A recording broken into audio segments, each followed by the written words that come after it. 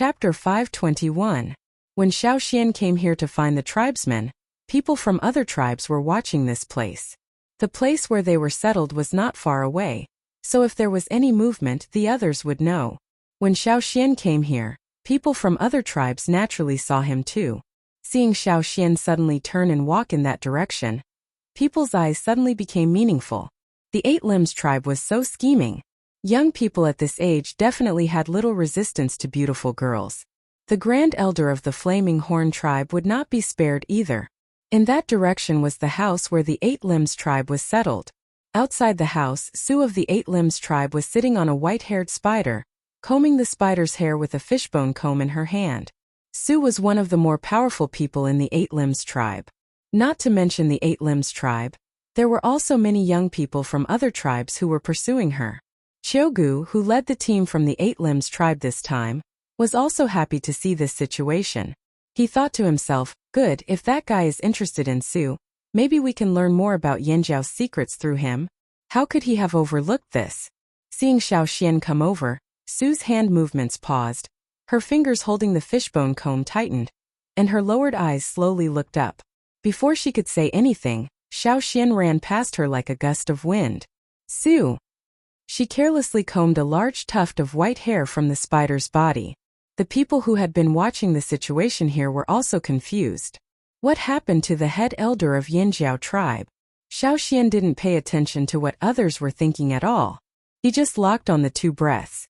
Different from the breaths he encountered a few days ago, these two people should be the ones who had sneaked into the tribe and buried the longevity leaf. It was rare to find these two people, so Xiaoxian definitely wouldn't let go of this opportunity. Maybe they felt Xiaoxian's approach. The two people planned to run away quickly. Want to escape? Xiaoxian's knees slightly bent, like a taut bowstring trembling slightly. He sped up again and ran away with a whoosh, leaving only a faint shadow for the people behind. The people of the 7 tribes looked at Xiaoxian's sudden crazy behavior in confusion. What's wrong with him? Someone asked. Who knows, maybe he's in a hurry to eat meat. I heard that Yanjiao people love meat. They love meat but they don't lack it. Anyway, Yanjiao is a big tribe now. Even if they are in a hurry to eat meat, they shouldn't be in such a hurry. Who knows, after all, Yanjiao's was rude and rude and rude. They had never been able to tear their image's names' impression. From the Yanjiao people. SSS to follow him. SS, someone sighed with emotions. They were just discussing whether they could follow a person with a slightly higher status in the Flaming Horns tribe. Maybe they could find out some secrets. But after seeing the scene in front of them, they were deeply suspicious. Although they didn't understand why Xiaoxian was doing this, they couldn't help but be curious. Xiaoxian was running in the direction of the Yanjiao tribe, and it looked more like he was chasing after someone. The people who had been hiding in their houses to discuss countermeasures all ran out. Because this was still Yanjiao territory, they couldn't move freely. They could only jump onto the roof to see further. There's someone running in front.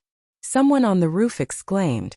In front of Xiaoxian, there were 2 figures running so fast that they couldn't see their faces clearly. It seemed that Xiaoxian's target was those 2. Yanjiao's patrol team is following him. Something must have happened. Besides us, who else has snuck in? Without much hesitation, the Feather, Tianshan, and Hui tribesmen hurriedly called out to their own tribe's birds. Of course, the roof couldn't be compared to the sky. Moreover, they couldn't run around on land, so how could the Yanjiao control them in the air? Yanjiao only had 1 bird now, and the more threatening eagle was long gone. They had nothing to fear now. Let me up. Someone from the Longboat tribe ran towards the Feather tribe, but was kicked away by the Feather tribesmen. Get lost, go find the Tianshan and Hui tribes. Their eagles are bigger. The Feather tribe's birds were mostly small, so they could only carry a limited number of people. In terms of air power, the 2 tribes on the grasslands had the advantage. Unfortunately, they wouldn't let anyone from other tribes stand on their backs. Several birds took off almost at the same time, chasing after Xiaoxian. When Xiaoxian chased after the 2 figures, the Yanjiao patrol team naturally noticed something was wrong. Moreover, the 2 people who snuck in hid well and were far away from the Yanjiao warriors, so the patrol team didn't notice them. But once they started running, their totemic power soared, and the fire seed's aura became stronger. They obviously weren't from their own tribe, nor were they from the 7 tribes that came today. They must be the targets they were guarding against these days. Chase! The patrol team held their breath and ran after them. However, not everyone had Xiaoxian's speed. The patrol team had only just reached the edge of the tribe, but they were already far behind the 3 people in front of them, and the distance was still increasing. Even if they were left far behind, they had to keep following. Maybe they could help when the time came. Moreover, the tribe rewarded rewards based on merit. How could they give up such a good opportunity to earn merit? In the patrol team, a few Yanjiao warriors who weren't good at speed stopped. They couldn't keep up with the rest of the team, and if they stayed, they would only be a burden. They could only turn around to inform the leaders of the tribe, and at the same time guard against other people who might have snuck in. On the ground, Xiaoxian locked onto the 2 people and kept chasing after them. His legs were so fast that they couldn't be seen. His whole body left a faint, fleeting shadow on the grassland. Run. You can run once, but I won't let you run a second time. If I don't catch you today, I'm not the great elder. Xiaoxian sped up again, and the air whizzed past, leaving a whistling sound. His 2 arms kept swinging and cutting the air, making whooshing sounds. At this time, Xiaoxian was like a speeding train whizzing past on the ground.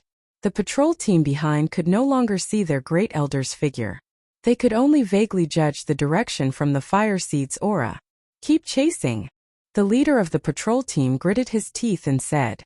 They had already chased so far away from the tribe, it wasn't good to turn back. The people of the Feather Tribe, Tianshan Tribe, and Hui Tribe in the air were also dumbfounded. They knew that Xiaoxian ran fast, but they didn't expect him to be this fast. They almost couldn't keep up. Not to mention the Yanjiao patrol team and the people in the air. Even the 2 people running at the front were very surprised, and their mouths were bitter. How did this kid catch up to them?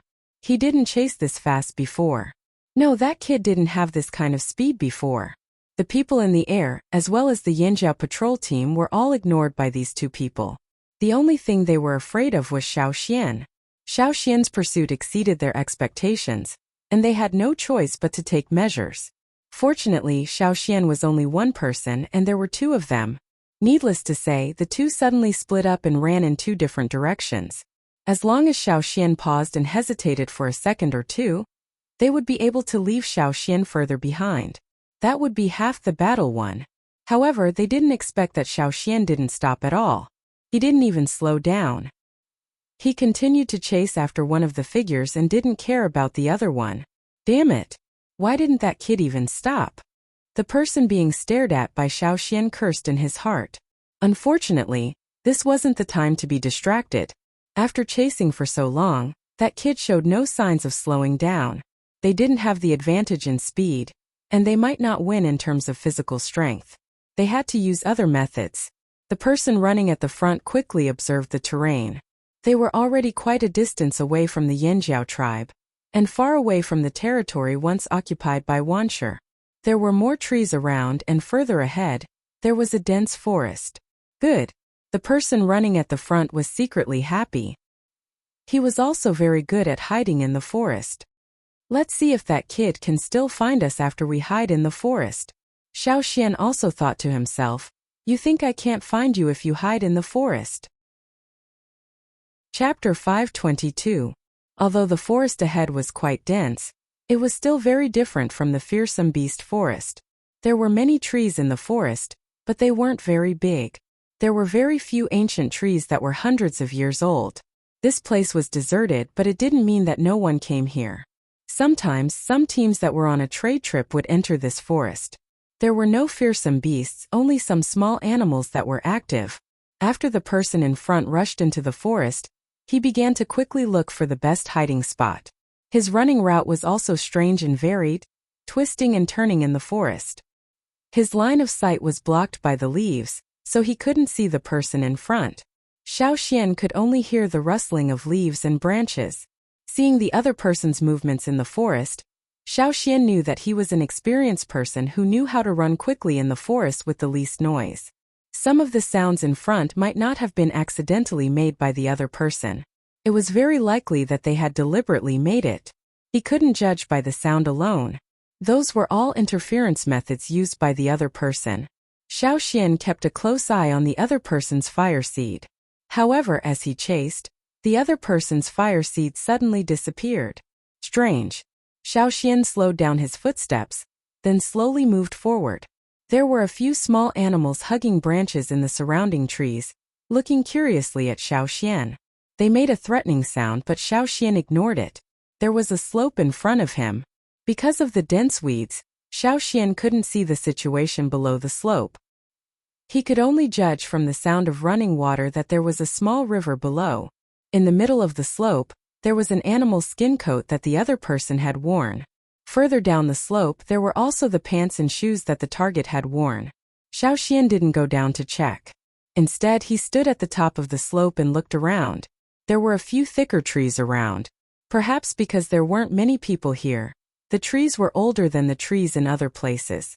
The shrubbery wasn't very tall, so Xiao Xian could see the general situation of the surrounding ground.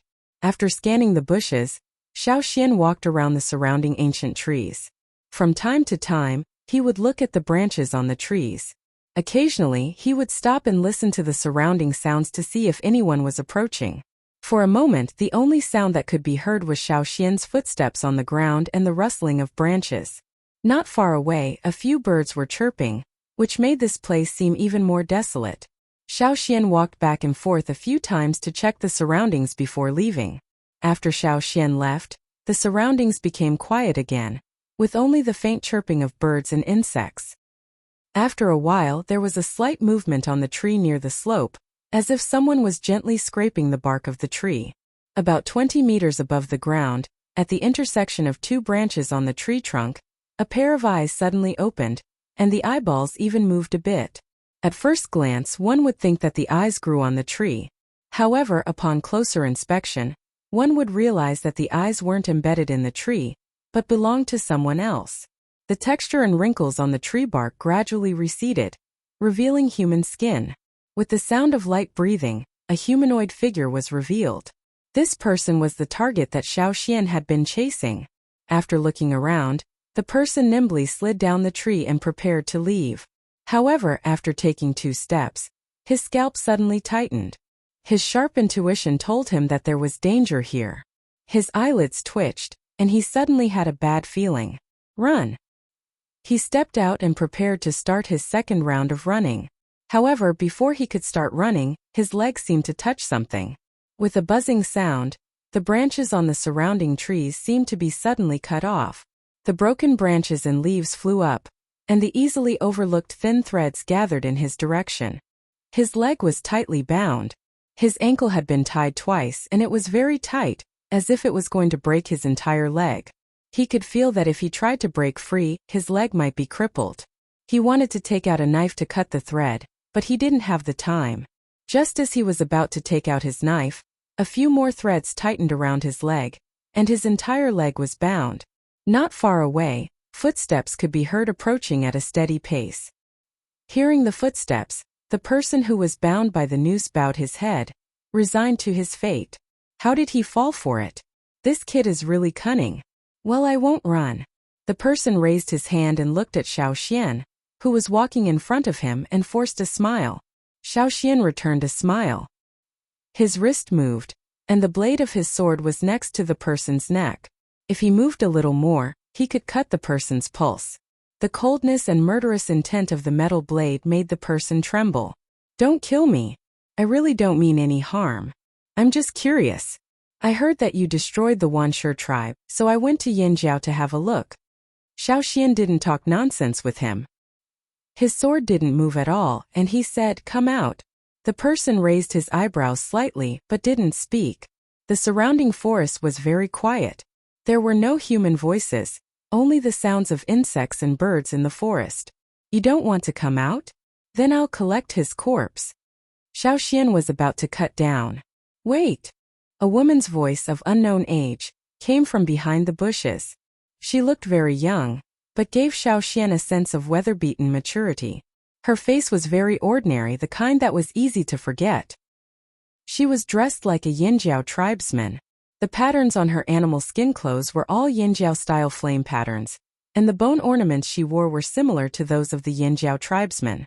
If you only looked at her appearance, she wouldn't stand out at all among the Yinjiao tribesmen. No wonder this person could sneak into the territory of the Yinjiao tribe.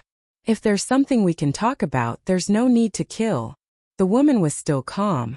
You haven't killed him yet, so I guess you want to learn more from us? That's right. Xiao Xian withdrew his sword, but he didn't retract the worm silk that bound the person. The woman glanced at the person who was tied up and saw him shake his head. She knew that the thread that bound him wasn't ordinary and couldn't be easily broken. She had to think of another way.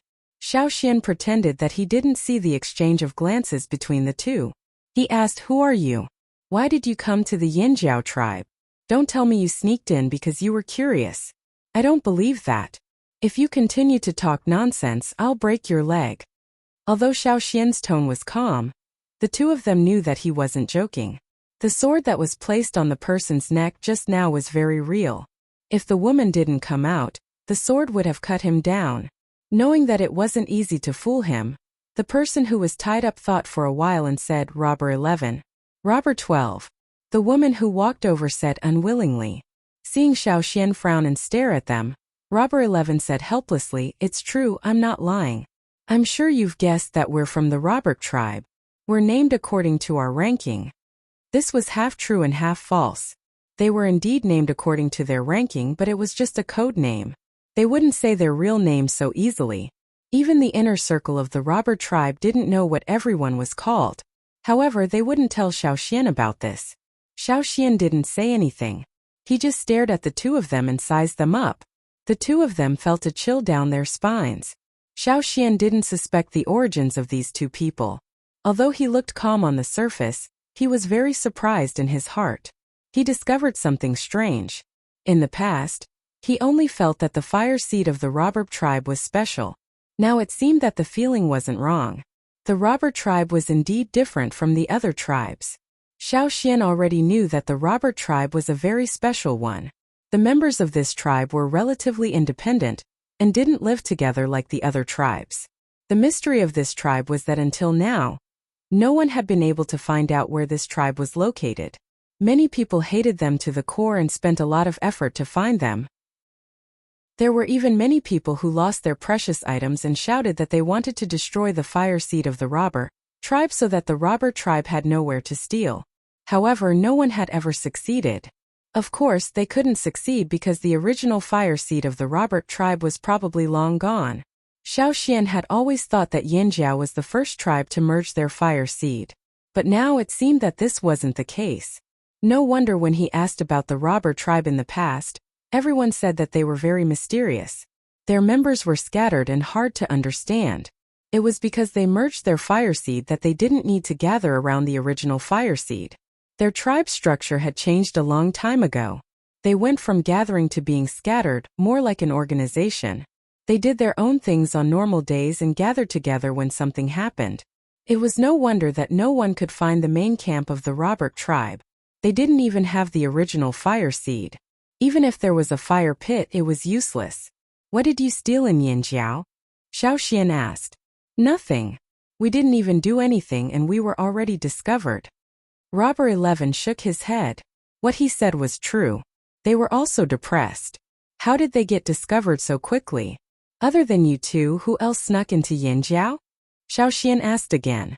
"I don't know," Robber 11 said. "We don't know what the others were doing. They were all doing their own things." "You really don't know?" "He went to the house where you buried the thing," Xiao Xian said. Robber 11 and Robber 12's expressions changed. How did Xiao Xian know that they buried the thing? Could it be that the thing had already been dug out by the people from Yinjiao? It was Robber 7. The two didn't intend to hide it. They didn't think there was anything to hide. They only told Robber 7 where they buried the thing. If someone went there, it was most likely Robber 7. 7. Xiao Xian looked up at the two in front of him.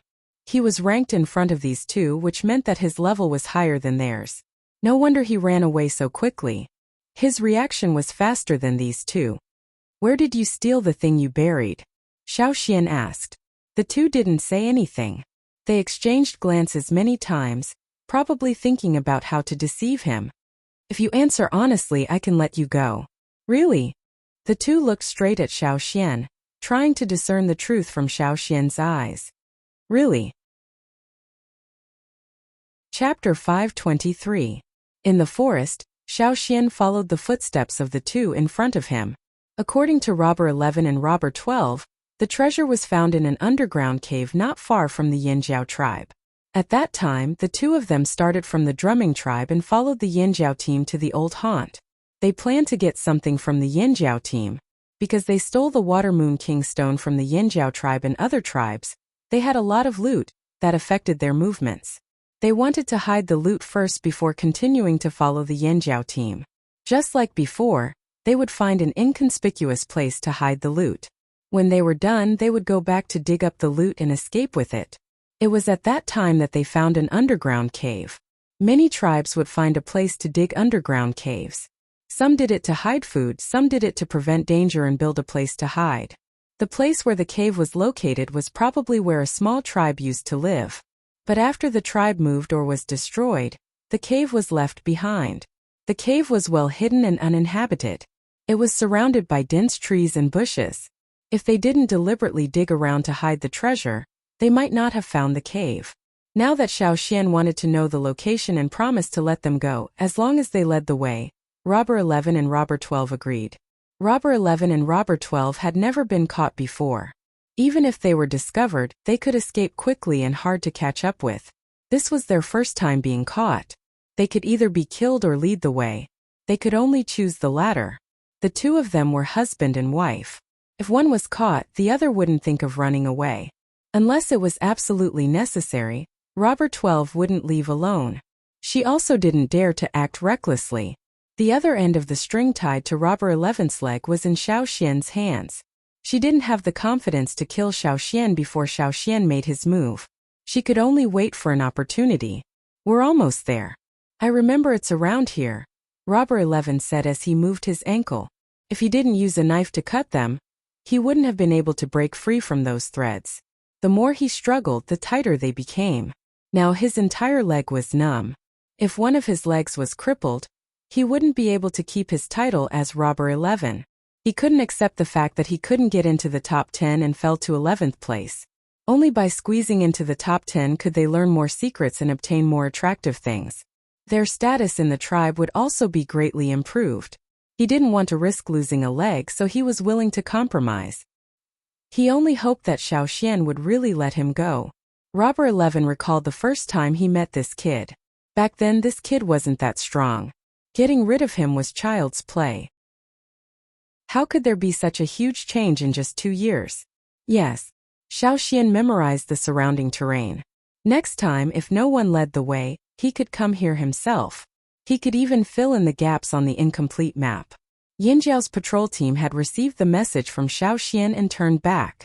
As for the people from the Feather Tribe, Tianshan Tribe and Hui Tribe, they lost track of Xiaoxian and Robber 11 and Robber 12 after they entered the forest. Xiaoxian wasn't interested in knowing where they went, whether they continued to search or returned to Yinjiao. Now no one was following them. Logically speaking, Robber 11 and Robber 12 should be happy that no one was following them. 2 against 1, they should have the advantage. However, they didn't feel that way. Instead, they became more cautious. Xiaoxian dared to follow them alone. Either he was too arrogant and stupid, or he wasn't afraid of them playing tricks on him. For the sake of his leg, Robber 11 decided to be honest.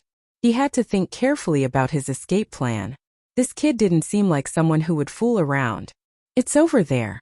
Robber 11 pointed to Xiaoxian. At the same time, he paid attention to Xiaoxian's expression to see if Xiaoxian had any killing intent towards them.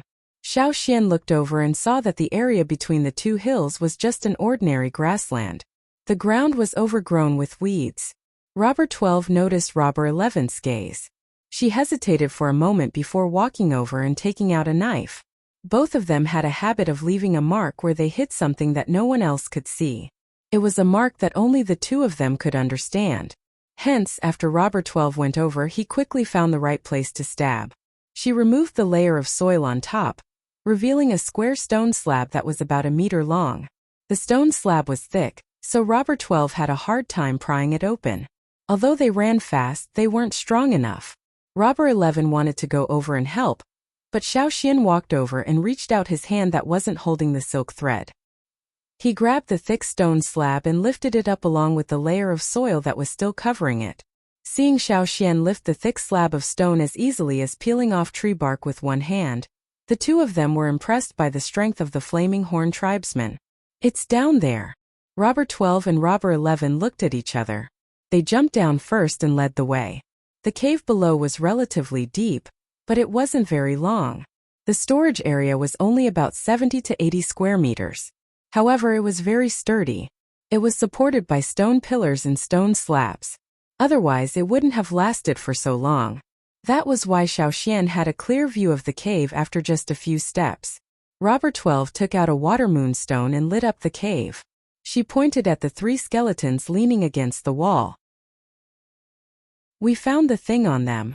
They didn't mention the words longevity leaf to Xiaoxian. They thought that Xiaoxian might not know what it was. He just referred to it as thing and treasure. Now that they thought about it, they regretted it. Why did they bury it in Yinjiao? They should have left it here. If not, they might have been able to squeeze into the top 10 of the robbers list with the longevity leaf. Would those vulgar people in Yinjiao know the true value of the longevity leaf? It was best if they didn't know. If they had the chance, they would sneak into Yinjiao and steal it back. Unfortunately, they couldn't find out Xiaoxian's intentions. They also didn't know what Xiaoxian was thinking. Xiaoxian approached the skeletons. Their clothes were no longer recognizable, and there were no distinctive items on them to prove their identity. However, from the hardness of their bones and the degree of preservation, these people must have been powerful warriors. The stronger they were, the better their bones were preserved. Xiaoxian still remembered the wooden cylinder that held the longevity leaf. After so many years, the color of the cylinder had changed. However, to be able to preserve it for hundreds or even thousands of years without rotting, it was still a rare high-quality wood. The longevity leaf inside was even better. When he took it out, it was as fresh as new. The longevity leaf recorded the knot divination of the Yi tribe. It was made a long time ago by the people of the Yi tribe. It was similar to what Xiaoxian learned from the Yi family in the royal city. For it to appear on this side of the sea, it must have been brought here by the people who came through the sea passage 1,000 years ago. Looking at the posture of the skeletons, Xiaoxian asked Robber 11 and Robber 12, "When you came here, did you move them?" The two who were communicating with their eyes were startled by Xiaoxian's sudden question. "No. We flipped them up and looked at them, but we restored them later." They were thieves, but they were still respectful towards these corpses that had been preserved for so many years. They wouldn't break the bones and throw them away. Xiaoxian looked at the posture of the three skeletons. They were all facing the same direction as if they were looking at something. Following the empty eye sockets, Xiaoxian found the answer on a stone pillar. There were many words and patterns engraved on the stone pillars. Some of them might have been left behind by the small unknown tribe that first lived here, and some of them were written in the language of this place. One of the pictures seemed to be mixed with other words and pictures. Those who didn't know wouldn't be able to tell. This was also why Robber 11 and Robber 12 didn't pay attention to it. Different tribes had different styles of pictures. Robber 11 and Robber 12 didn't pay much attention to this small tribe that didn't even make a splash in history. That was why they didn't pay much attention to most of the words and pictures on the pillar. The carvings on the stone pillar looked like some kind of plant. However, Xiaoxian was already very surprised when he saw the carvings. This was the Ji family's family tattoo in the royal city on the other side of the sea. It was the Ji tribe's totem tattoo in the early years. Back then, when the passage under the sea rose, a group of people came from the other side of the sea. Other than the Mu and Yi family, there were also people from the Ji family. However, now that the Mu family changed their surname to Shur and dominated the desert, the Ji family died here. The people who came here had a lot of internal conflicts.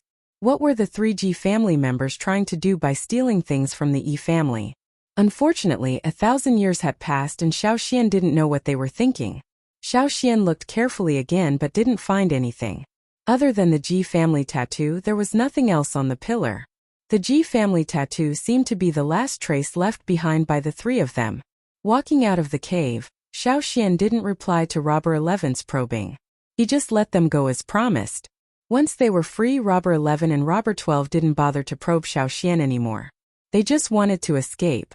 Looking at the two escaping figures, Xiaoxian turned around and walked back to the cave. The Ji family had a habit. They would put grains in their graves. Judging from the looks of the three people in the cave, they should be prepared to die. If so, did they follow the customs of their tribe? Looking at the tribal tattoo they left behind, they should still have deep feelings for the Ji family. Xiaoxian had already carefully checked the cave below, but he didn't find any grains. Perhaps they had already rotted into dust, or perhaps they were eaten by other underground creatures. However, Xiaoxian had a feeling that this wasn't the end. If they followed the customs of the Ji family, they should have placed a container for grains. It didn't have to be pottery, it could have been something else. But in reality there was nothing. If they knew they were going to die and never return, what would they do if they had grains in their hands? Chapter 524. If it wasn't hidden in the underground cave, could it have been scattered on the ground? With the intention of probing, Xiaoxian walked around the cave and found a few plants that looked like grains. However, they didn't look like something the Ji family would leave behind because most of them belonged to the land here. Xiaoxian had seen similar plants in various places before. He heard that in the early years there were tribes that planted them. However, as time went by, people gradually forgot about them due to the discovery of a higher yield type of grain. The reason he could see these grains that were popular thousands of years ago was because a small tribe used to live here. Moreover, the underground cave was left behind by that unknown tribe. The underground cave was used as a granary to store grains, so there would be some scattered on the ground. However, these weren't something the Ji family would care about. Even thousands of years ago, they wouldn't have brought these grains with them. If the Ji family carried them around, they must have thought that they were more precious. After looking around again, Xiaoxian still couldn't find anything. Could it be that the three Ji family members really didn't bring any seeds? Or perhaps the seeds they brought had all rotted into dust? Or could it be that someone had already come here and dug everything away? No, that shouldn't be the case. Robber 11 and Robber 12 had only been here for 2 to 3 years. If someone came here earlier, they would have found the underground cave and the longevity leaf wouldn't have been taken away by Robber 11 and Robber 12. Was he wrong? Xiaoxian stood at the entrance of the cave and looked around. There were a lot of weeds and all sorts of unknown plants. There weren't many trees, only a few saplings that weren't growing well and a few scattered shrubs. Hence the place seemed more spacious. There were indeed fewer trees in this place. The weeds looked lush, but that was only because there were many of them. When they were gathered together, they looked especially lush. However, when they were separated, each one of them didn't look as good. He thought about the environment where the 1,000-grain gold grew. When they grew, they would steal all the nutrients from the surrounding soil. It was extremely overbearing. Although it wasn't as obvious here, there was a similar trend. There must be something here. Xiaoxian scanned his surroundings again, but this time he didn't look for grain-like plants. Instead, he looked at all the plants that grew on the ground. Then his gaze stopped on a plant that didn't even reach his knees. Earlier, Xiaoxian had been looking for grains and hadn't noticed these plants. Now that he looked at them again, he felt that they were familiar. Xiaoxian often ran around in the forest, so he would find the plants in the forest familiar. However, this time, it was not the plants he had seen in the forest. After thinking about it carefully, Xiaoxian felt that this was very similar to a plant he had seen in Jiju's field. At that time, Xiaoxian had gone to look for Jiju. Jiju had brought him around the golden grain fields, and he had seen many of the plants that were commonly grown there. There were crops for daily consumption and some more special plants. Among them, there was a plant that Jiju called veins of the sky. In the golden grain fields, there was a large plot of land specially set aside to grow it. Usually there were people guarding it.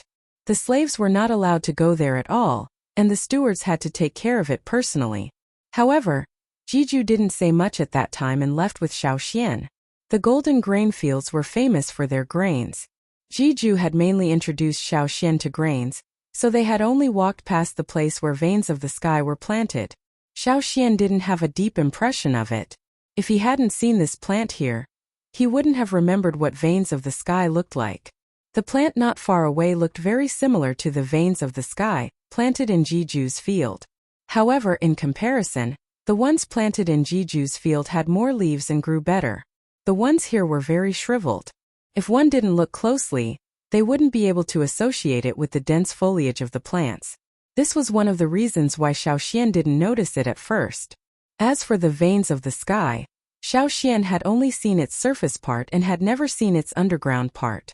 The only thing he knew was that the most precious part of the veins of the sky was all underground. Moreover, the veins of the sky looked very similar to the distribution of the meridians in the human body. They were born this way, so they were named veins of the sky. Was it really veins of the sky? Were these brought here by the 3G family members? After discovering one, Xiaoxian looked around.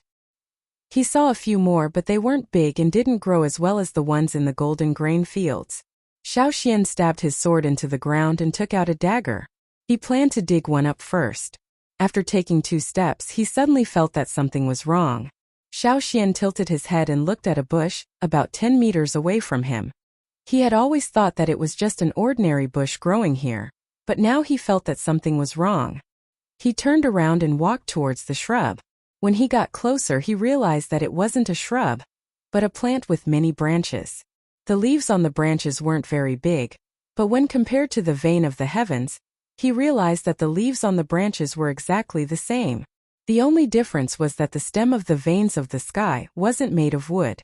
The one Xiaoxian saw in the golden grain fields wasn't made of wood either, but this one was.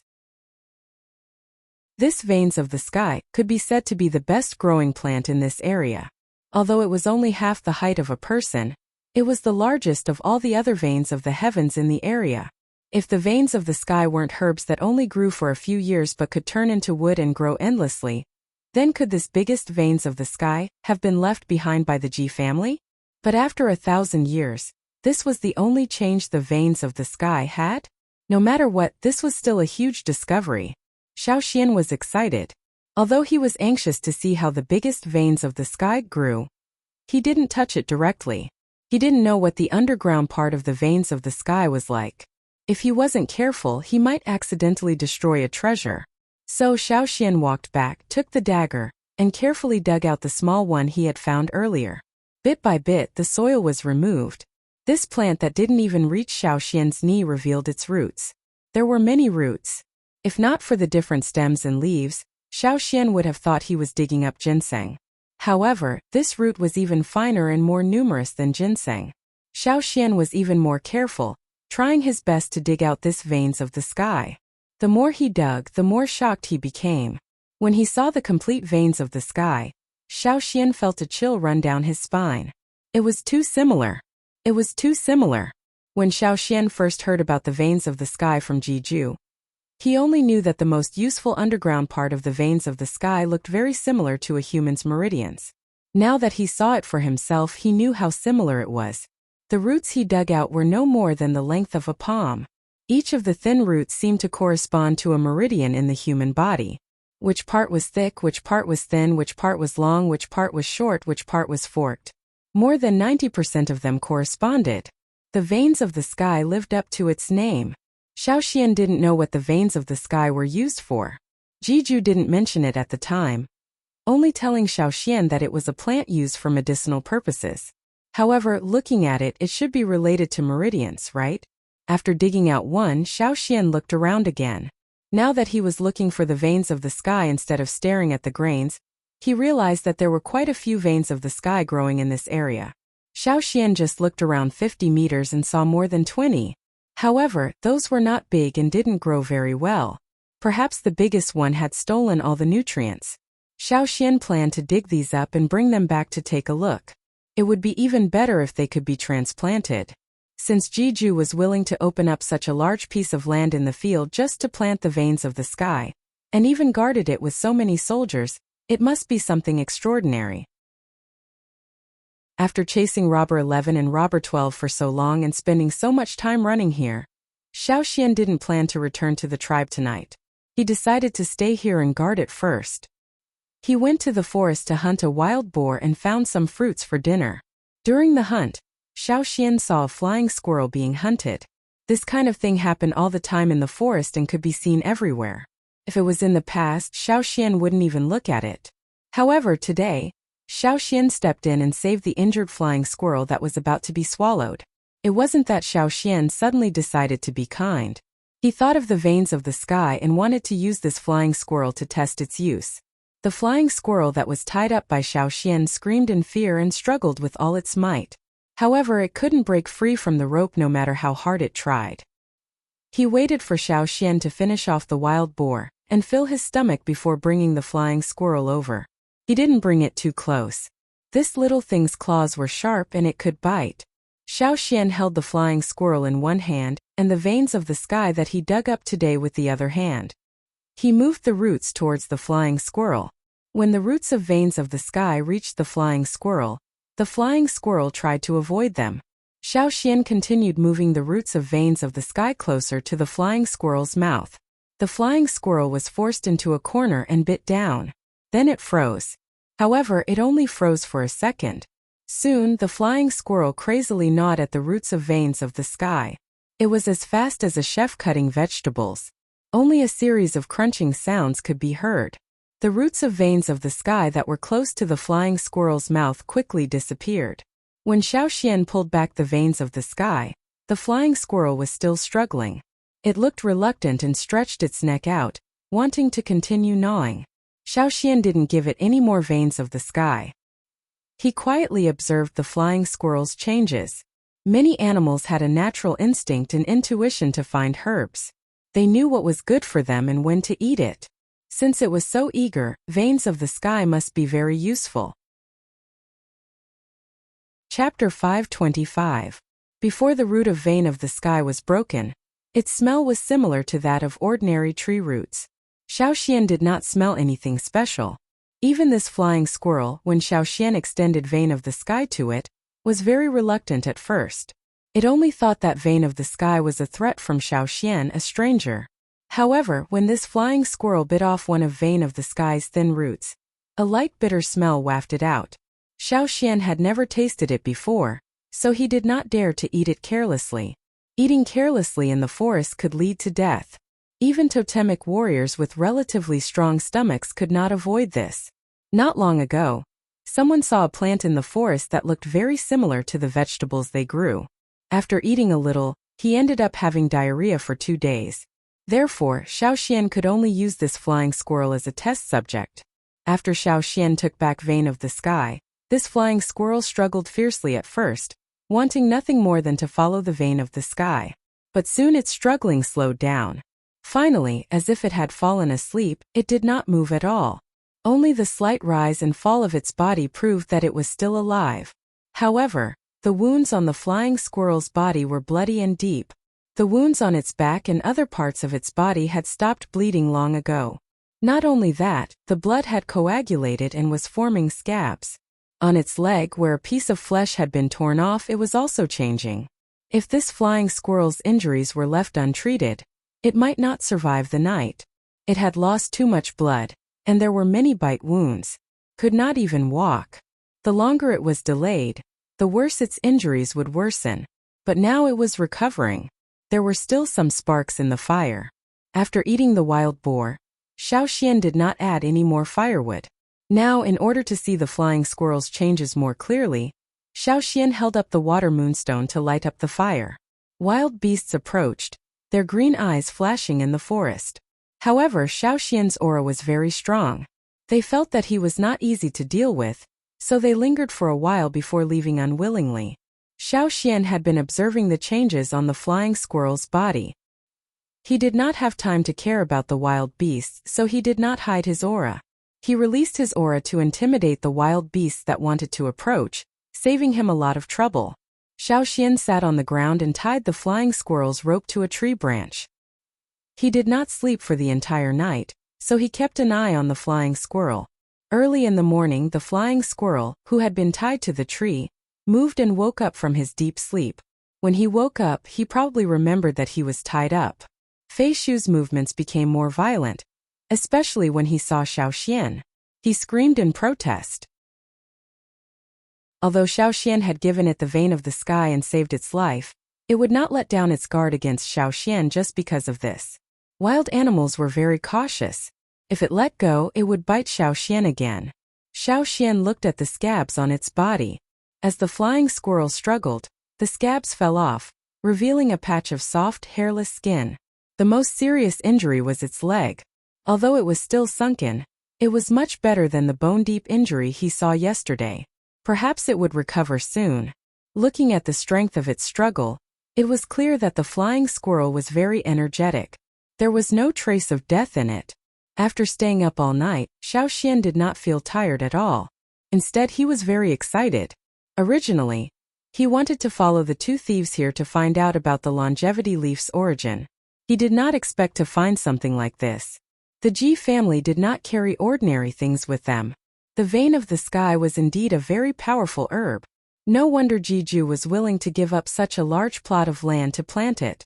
After feeding the flying squirrel a little of the vein of the sky that he had dug out, Xiao Xian wrapped the rest in soil and leaves to prevent the smell of the vein of the sky from spreading. An unbitten vein of the sky would not attract the attention of other animals.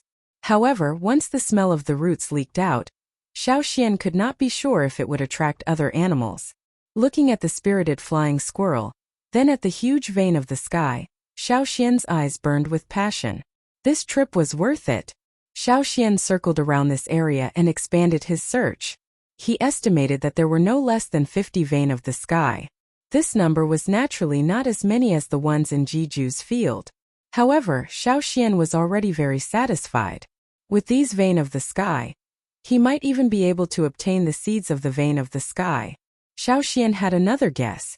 After so many years, only 50 vein of the sky survived.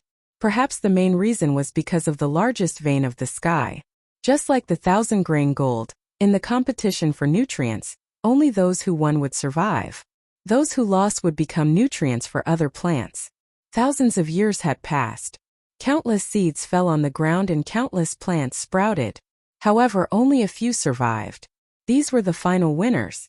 Perhaps if the land continued to become barren, some of them would not be able to survive.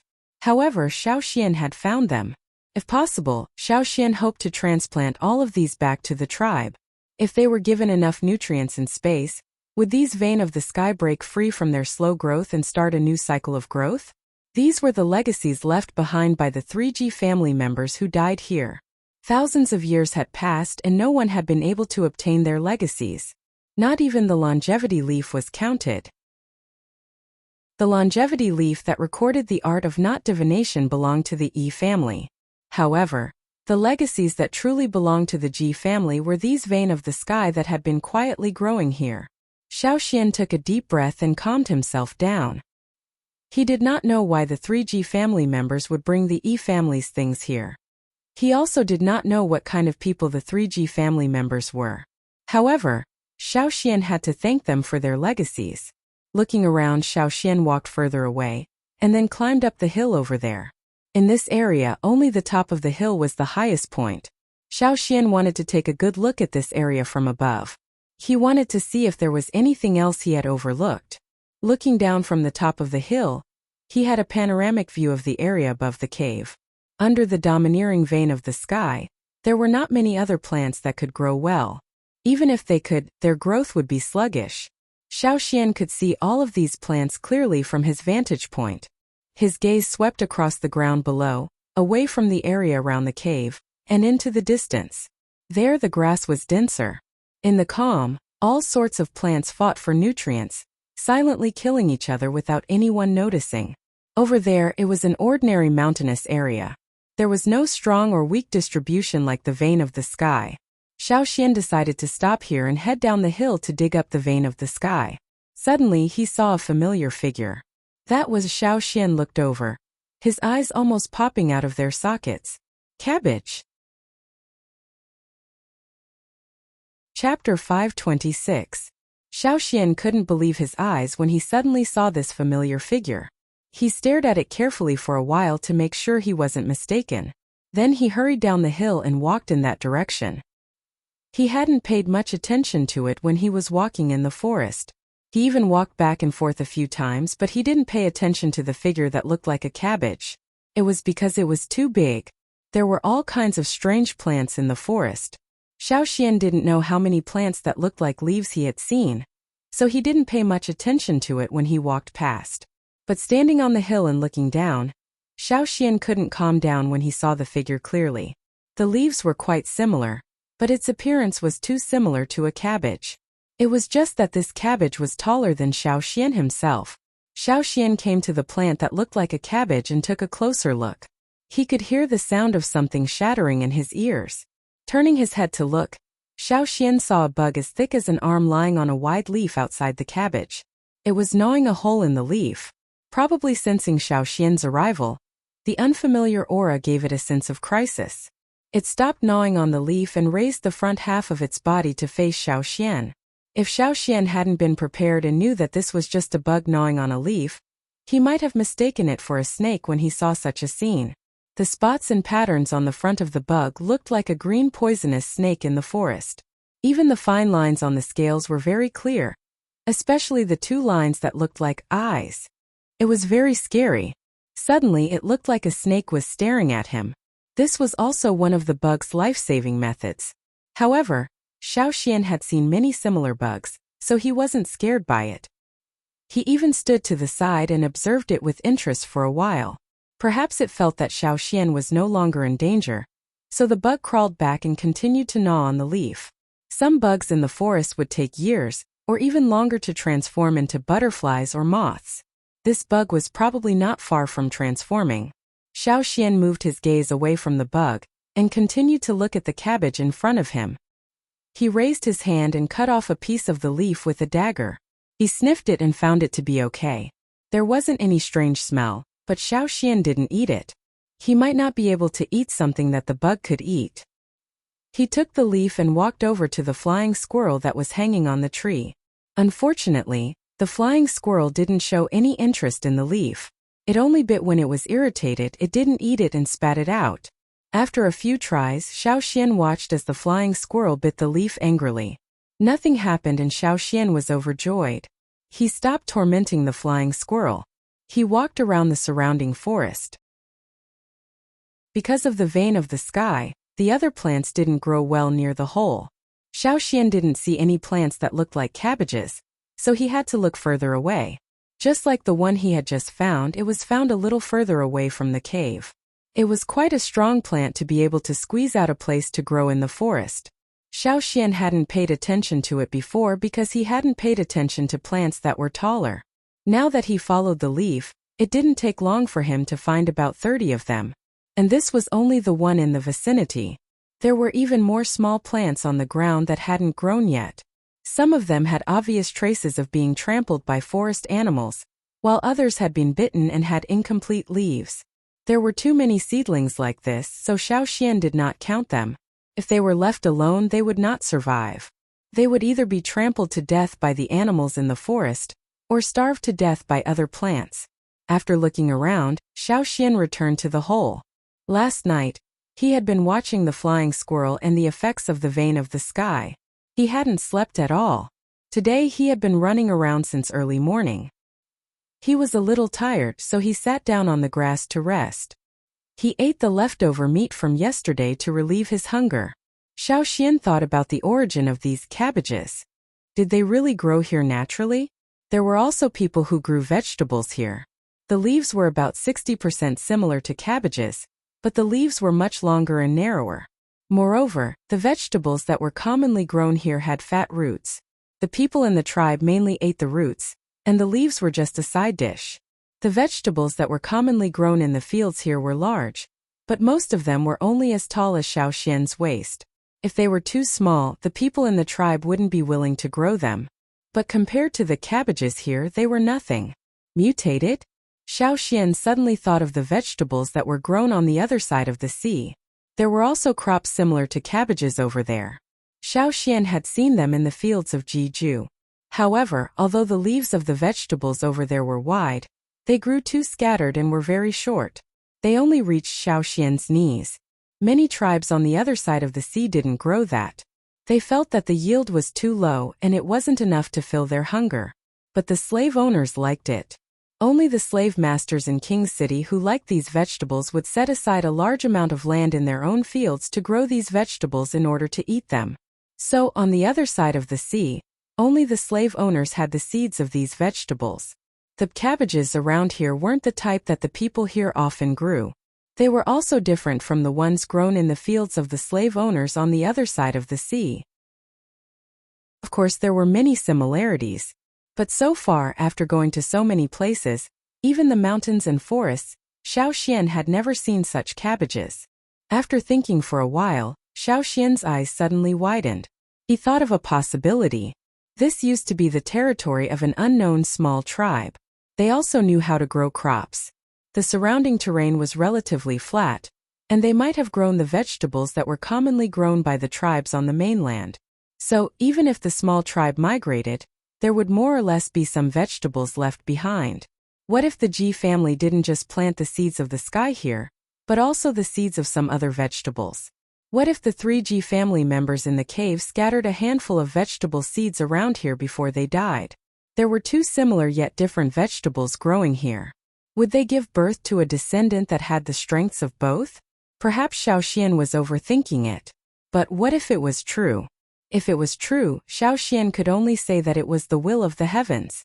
If it was artificially grown, who knew how long it would take to get a satisfactory vegetable?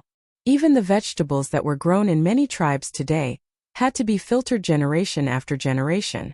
Here, different varieties of vegetables from the 2 continents grew together and obtained offspring that fused the characteristics of both sides. Then, after a long period of natural combination and selection, the offspring that survived today, that fused the advantages of both sides, and that had the strongest adaptability and the most stable inheritance, the cabbage. Not only were these Chinese cabbages large in size, they were also in the shape of a ball. Unlike the leaves on the other side of the sea, these Chinese cabbages here, other than the large leaves on the outside, had a tendency to wrap around the core, forming an upright oval ball. Regardless of whether it was the result of crossbreeding or the mutation of the vegetables planted here, Xiao Xian was very satisfied just by looking at the shape. Now the only question was, could it be eaten? No matter what, he had to chop one first.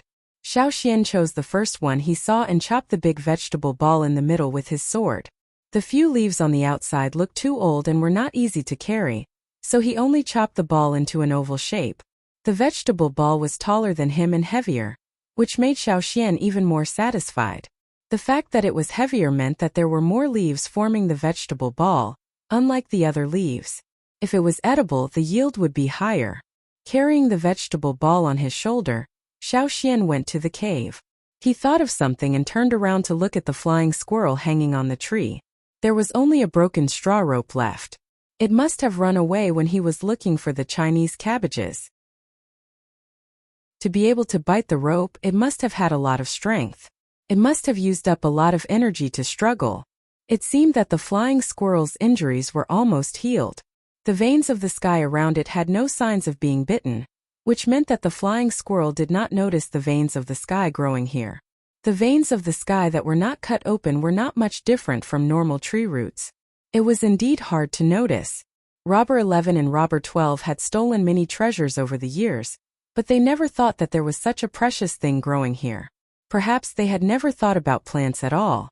After all, who would just throw a treasure on the ground? After cleaning up the surrounding traces, Xiao Xian wrapped the veins of the sky and put it in his animal skin bag. He then pulled some big leaves and straw rope to wrap the vegetable ball and left. Xiao Xian did not plan to do anything here for the time being. He was alone now, so it was impossible for him to take everything away, especially the biggest veins of the sky, which required more careful excavation and protection. He also wanted to try transplanting the veins of the sky back to the tribe, so he needed more help. The other veins of the sky here and the Chinese cabbages were all treasures. Xiao Xian planned to get people to dig them all up when he returned to the tribe. After everything was settled, Xiao Xian carried the vegetable ball and left. He chased after the robbers for a whole night and did not return. The tribe's warriors patrolling the border paid attention to any movements in the distance. When they saw Xiao Xian's figure, the patrolling warriors did not recognize him because he was too far away. Plus, Xiao Xian was carrying a big vegetable ball, which was very strange.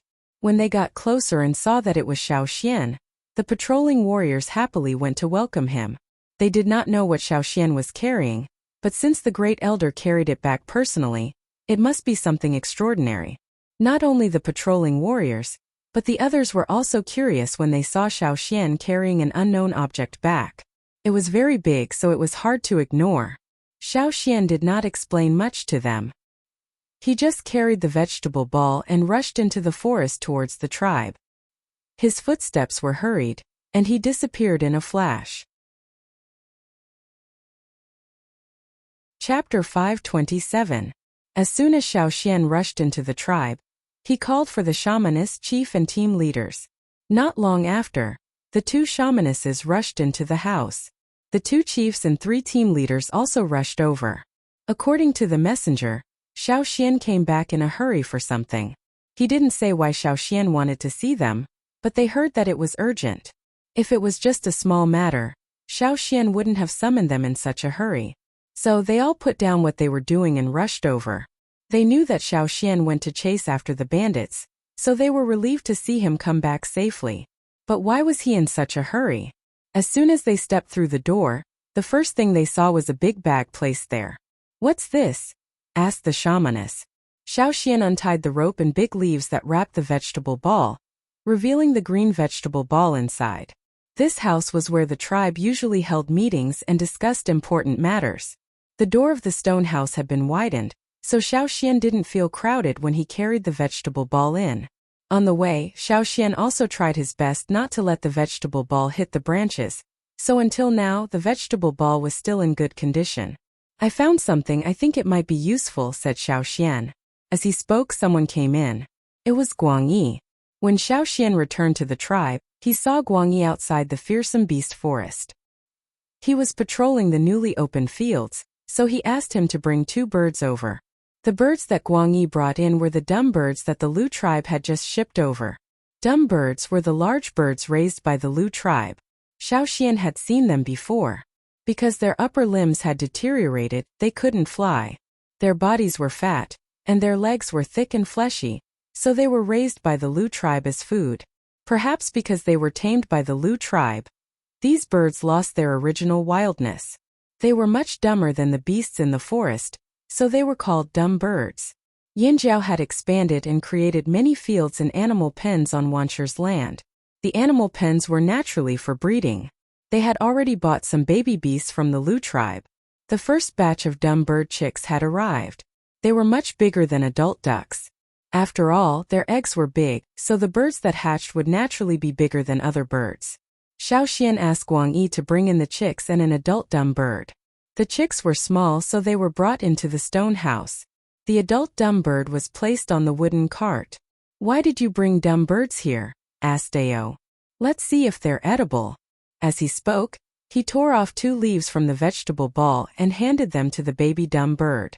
The other leaf was placed next to the adult dumb bird's mouth. Although they had already tried it with the flying squirrel, they had to be careful. What if something happened to the people in the tribe who ate it?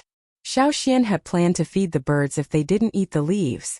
Unexpectedly, both the chicks and the adult dumb birds were happily pecking at the leaves. Even though they were tied to the wooden cart, the dumb birds were energized when they saw food.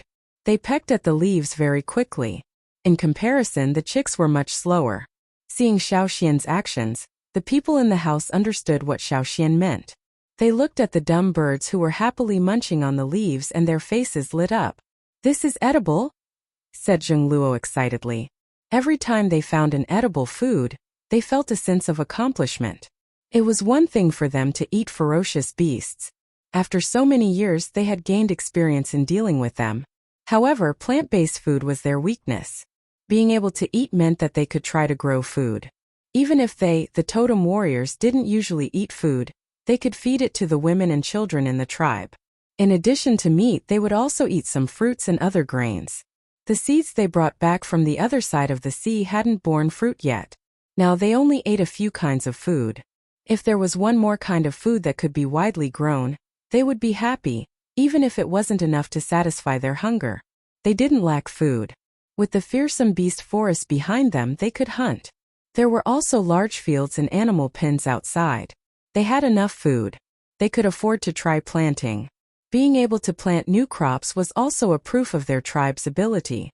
They would be proud of themselves. Just like this time when the big tribes came, they learned to be smart. They didn't bring gold, but instead brought their own specialties. Some were more expensive, some were more ordinary. Among the ordinary gifts, there were a few that the Yanjiao people had never seen before. They were all grown within the tribes. In the past, when they lacked food, they didn't care. But now it was different. They felt that a tribe that could grow all kinds of food was more impressive. Duokong looked at the big ball of vegetables Xiao Xian brought back and smiled meaningfully. He could use it to show off. When he went to other tribes in the future, he would give them a big ball of vegetables. Yanjiao's specialty? That sounded good. Who said Yanjiao couldn't grow good things? How could a normal person grow such a big ball of vegetables? Everyone in the stone house stared at the vegetable ball with a deep look in their eyes. However, Xiao Xian did not know what they were thinking. He was watching the two dumb birds for their reactions. 10 minutes passed. The dumb bird chick pooped in the stone house. It was a little tired, but it was still in good spirits. As for the one outside, it was even more energetic. It was clamoring to eat more. Seeing that there were no problems, Duokong rolled up his sleeves. Why don't I try it first? Wait, there's no rush. Xiao Xian stopped Duokong from pulling the leaves. How can there be no rush? If it's really edible, we should quickly dig some back and plant it. What if the other tribes get it first? Duokong still wanted to use it to show off. That's not the most important thing. As he spoke, Xiao Xian took out the vein of the sky wrapped in leaves from the animal skin bag. When he wrapped it, he put soil inside. After removing the soil, he carefully brushed it clean with a brush. Xiao Xian held up the vein of the sky, which was missing a small part of its roots, for everyone to see. Gigu couldn't explain it. He just felt that it was familiar. Ta looked at the vein of the sky's roots and felt a chill. I think I've seen it before, but I've never seen it before. Ta's words were contradictory, but everyone knew that when he said he had seen it before, he meant that he felt it was familiar. But they had never seen this plant before. Xiao Xian understood everyone's feelings. Although many people in the tribe would observe the body structure of their prey after hunting so that they could give it a fatal blow the next time they hunted, they had never done this for humans. They knew the general distribution of the meridians because when they used their totemic power, they would have a hazy feeling. Following the direction of their totemic power, they could see the meridians in their body. That was why Gue Ta and the others had said that he looked familiar. It looks similar to the meridians in our body. Because it grows like this, it's also called the vein of the sky. Xiao Xian said. Vein of the sky? Zheng Luo and the old shaman shouted at the same time. When they were on the other side of the sea, they had heard about the vein of the sky, but they had never seen it before. It was said that only the people in the royal city had it. It had been many years since they last heard about the veins of the sky from the Taiha tribe. Vein of the sky? The rumored vein of the sky that can reconnect broken meridians. The old shaman's voice trembled with excitement. Duokong and Zheng Luo's faces were red with excitement. That's what the vein of the sky looks like? Xiao Xian, where did you find it? In the room, 8 pairs of eyes stared at Xiao Xian. Xiao Xian briefly told them about his discovery of the vein of the sky and the cabbage. When they heard Xiao Xian say there might be a 1,000-year-old vein of the sky there, even the usually calm shaman and chief breathed heavily. Dig it up! The 2 shamans shouted at the same time. The leaders and leaders were also rubbing their fists and palms. They couldn't wait to tear down that piece of land and carry it all back. As for the cabbage, Xiao Xian said, dig it up too. Dig it up, dig it up, dig it all up. Even an idiot knew the value of the vein of the sky. Yanjiao would never give it up. The Chinese cabbage Xiao Xian was talking about had an unknown origin. Regardless of whether the Ji family was involved, it could be eaten, it could grow big, it might even grow fast. Most importantly, it was easy to survive. What were the Yanjiao farmers afraid of? It wasn't a bad harvest. No matter how bad it was, there was still something to be gained. Their large-scale planting had just started not too long ago. Everything was still in the trial and error stage.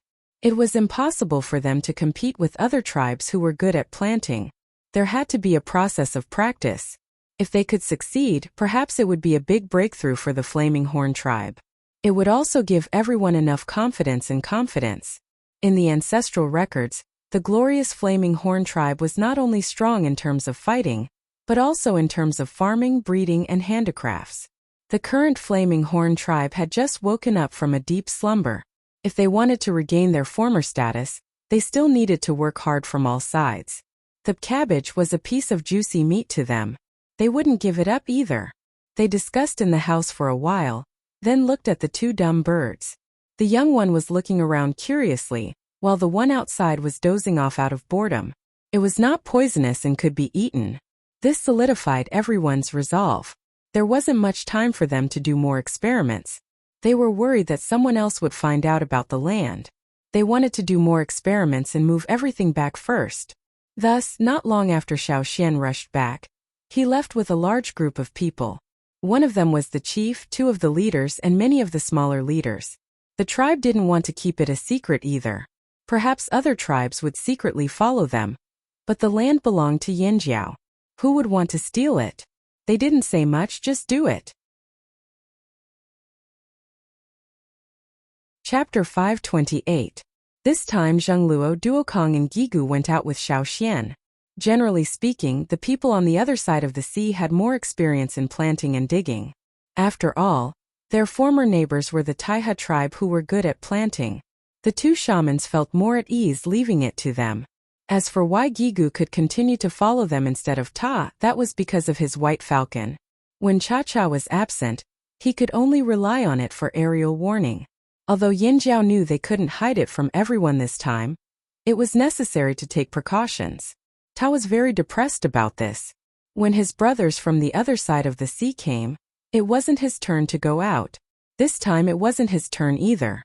Hence, the people from the other tribes who were chatting with each other in Yinjiao saw Ta's long face when they went out.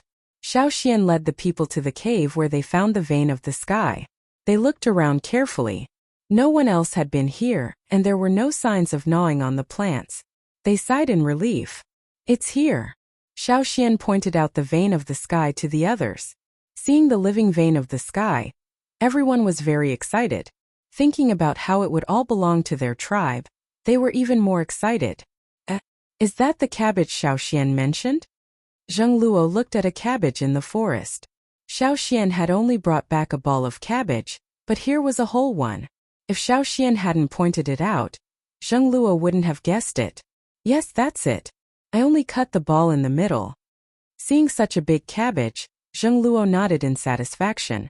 Without further delay, he divided the teams. Who was responsible for guarding, who was responsible for digging the cabbage, and who was responsible for digging the vein of the sky. Knowing that this place was full of treasures, the group of rough Flaming Horn tribesmen were particularly cautious. They took small steps forward. Before they came, the shamans and chiefs had already told them what to do. Because they knew how precious these things were, they were very careful. They were overly careful, afraid that they would accidentally step on a plant and kill it. They had to be gentle when dealing with these precious plants, unlike how they usually hunted. It was difficult for Yinjiao people to say the word gentle, considering that some people were not good at recognizing plants, and the vein of the sky was a plant that was highly valued by the tribe. Xiaoxian circled each vein of the sky so that it would be easier for others to dig. When Zhengluo gave the order to dig, the soldiers who usually swung stone sticks thicker than a man to smash the beasts now held palm-sized shovels and carefully dug. After digging for a while, he turned his head and asked Xiaoxian, "First elder, is this the right way for me to dig?" He dug again and asked Zhengluo, "Chief, should we continue digging?" "Dig, dig, hurry up. Stop dilly-dallying. When are you going to finish digging like this?" Zhengluo couldn't stand it anymore. He took out a small shovel and crouched down to dig at a small vein of the sky in front of him. His movements were bold and forceful. However, the moment the shovel touched the ground, it was as if he had stepped on the brakes. He only dug a fingernail deep. Xiaoxian couldn't stand watching these people who didn't even sweat when killing fearsome beasts start sweating after digging a few shovels. This was the first time these people were doing something like this. They were under too much psychological pressure and were very nervous. After this, it might be better if they encountered similar situations in the future. Xiaoxian was in charge of the biggest vein of the sky. Zhengluo came over after digging a few shovels. As the chief, Zheng Luo had to participate personally. However, no matter if it was Zheng Luo, Duo Kong and the rest, even Gue He, who had always been calm, were all nervous when they started digging. When Xiao Xian's shovel went down, they all trembled. They were worried that Xiao Xian would damage the vein of the sky, but they also knew that it wasn't a good idea to be so nervous. In the end, they could only follow Xiao Xian and dig. Their goal was to bring the tree back and transplant it. They just had to ensure that the roots were intact. There was no need to dig up all the soil, so Xiao Xian and the others basically started digging from the outer parts. After removing the soil, Xiao Xian continued digging along the roots of the vein of the sky. Sometimes he used a shovel, sometimes he used a brush. In order to bring the vein of the sky back, they dug like they were treating an antique. In fact, although the roots of the vein of the sky looked thin, they were still very resilient and were not that fragile. Especially this vein of the sky that seemed to have been growing for thousands of years. Its roots were harder than the other small veins of the sky. When Duo Kong was digging, he accidentally shoveled too hard. When he looked over nervously, he realized that there was only a shallow shovel mark on the vein of the sky's roots. The skin was not broken. As long as they were careful, it wouldn't be a big deal. There was no need to be too nervous. This calmed them down a little. Later on, they were no longer restrained and dug more efficiently. The white falcon in the sky screeched from time to time. It was just a warning. If anyone ignored the warning and barged in, the Yinjiao people would have to take action. Caesar was brought out by Xiao Xian and defended with the other warriors in the forest. A wolf's nose was more sensitive than a human's and could detect places that the warriors overlooked. When the sun was about to set, the largest vein of the sky had been dug out. Its roots were too long, and the area it covered was much larger than the parts on the ground. It looked like it was made up of the meridians of a 10-meter-tall giant. After digging it out, Xiao Xian wrapped a large piece of linen cloth in the soil and wrapped the roots of the vein of the sky. They couldn't stay here for too long. They were carrying treasures and they couldn't hide their movements from others.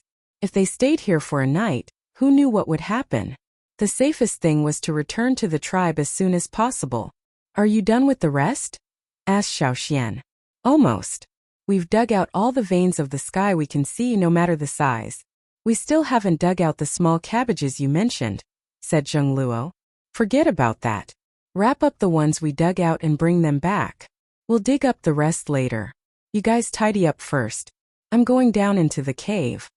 Xiao Xian lifted the stone slab at the entrance of the cave with a jar and jumped in. Inside the cave, the three skeletons were still lying there in their original positions. Perhaps they had been in this position for nearly 1,000 years. Xiao Xian had already prepared a small clay pot and placed it beside the three skeletons. There were some grains in the pot. According to the tribe's rules, whoever found it kept it. Whoever stole it kept it. That was why it wasn't a big deal to dig up everything here. Xiao Xian didn't think much of it. Moreover, most of the Ji family in Royal City still had a grudge against Yanjiao. The people of Royal City had hunted them down on the other side of the sea. Although he didn't know the identities of these three people or what had happened in the past, Xiao Xian still decided to come. It had nothing to do with the Ji family in Royal City or anything else. When Xiao Xian was with Jiju once said that if Xiao Xian encountered a similar situation one day, he hoped that he could place a jar of grains beside the people who couldn't go home. He didn't ask for much, just a jar of grains. Compared to the other Ji family members in Royal City, Jiju treated Yanjiao well and helped Xiao Xian a lot.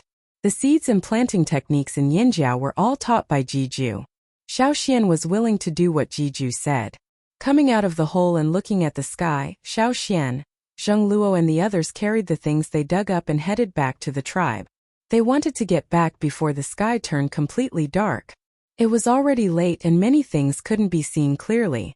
The people who secretly followed the Yanjiao team in the distance could only see the Yanjiao warriors carrying things.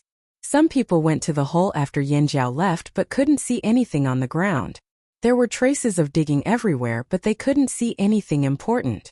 Before the Yanjiao team left, they turned the place over again to erase the important traces. These people could only guess that the Yanjiao people had dug up something here but couldn't know what it was. In fact, the Yanjiao people didn't keep everything a secret. There were rumors about the cabbage, so some people in the tribe knew that Xiao Xian had found a new kind of food outside and brought people to dig for it. As for the veins of the sky, even the people in the tribe didn't know about it. The next day, the people from the other tribes in Yinjiao stayed up all night with doubts. When they woke up in the morning, they heard that Yinjiao had made a big move and hurried over to take a look. A part of the newly reclaimed land had been blocked off with a tall wooden fence, leaving no gaps. There were also many soldiers standing guard outside, preventing others from approaching. The Tianshan people couldn't help but be curious. They wanted to ride their eagles up to take a look but were forced back down by the patrolling team's arrows. The patrolling team's attitude was firm. "You have to listen to me in my territory. You can't be so impudent. You're pissed? If you're pissed, you can leave. What are you still doing here? Friendly exchange? What kind of friendly exchange is this? The next time they see you, they won't just force you down. They'll shoot you down." It was rare for the Tianshan tribesmen to not start a fight. They were too curious. What did the flaming horns bring? Why are they guarding it so tightly? The others also advised them to be patient. They had to figure out Yinjiao's situation first. However, when they finally figured out what the flaming horns were growing, their interest was gone. A new kind of food? Among these tribes, which one of them had less food? Only the Tianshan and Hui tribes on the grasslands didn't plant much, so they weren't interested. A new type of food was indeed not very attractive to these tribes. Why were they guarding it so tightly for such a small thing? Yinjiao was so stingy. Ignorant. At the same time, in the forest, the veins of the sky had been planted in the tribe's fields. After a few days of adaptation, the veins of the sky in the ground began to show signs of life, especially the small veins of the sky. Before, they were suppressed and their growth was slow. Now that the land was bigger, there were fewer competitors for nutrients. They were ready for a new round of growth. Looking at the veins of the sky in the ground, the two shamans smiled. The cabbages outside attracted most of the people's attention. These veins of the sky were very low-key. "We have to send more people here." "Definitely. We can't relax on the cabbage fields outside." "Got it." As the shamans and chiefs spoke, Xiao Xian suddenly looked in a direction. "What's wrong, Xiao Xian?" asked Zheng Luo. "There's been a lot of thieves lately." Chapter 529. Hearing Xiao Xian's words, everyone's expression changed. "Someone else is here?" Ao asked. "Yeah." Xiao Xian nodded. "But he ran away again." After some thought, Xiao Xian said, "It doesn't seem to be the same person from last time."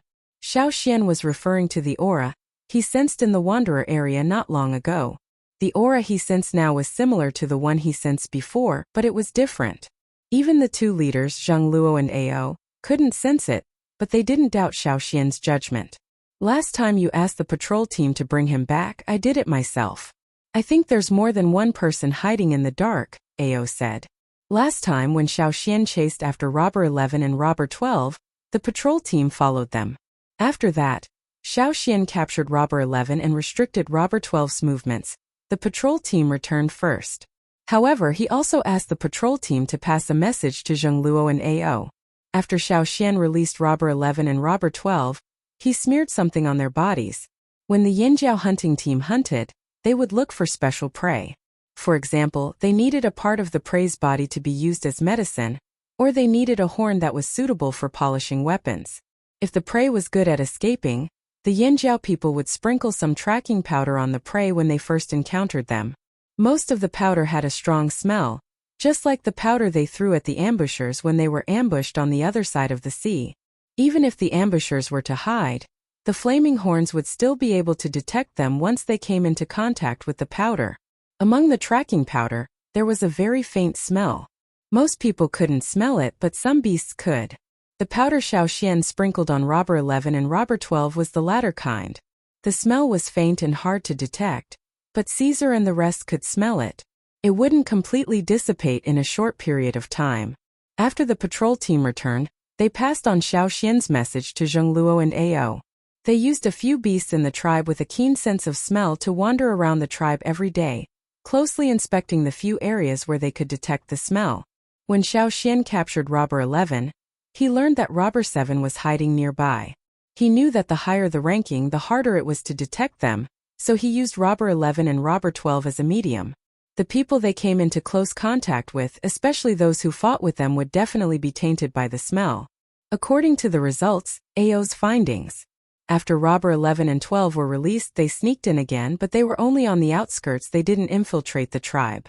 Although AO Xian didn't manage to catch them, he was sure that other than Robber 11 and Robber 12, there were other people who knew the two robbers lurking nearby. Among those people, there were some who were stronger than Robber 11 and Robber 12. They were the ones Xiao Xian mentioned before, the ones who ranked higher in the robbers.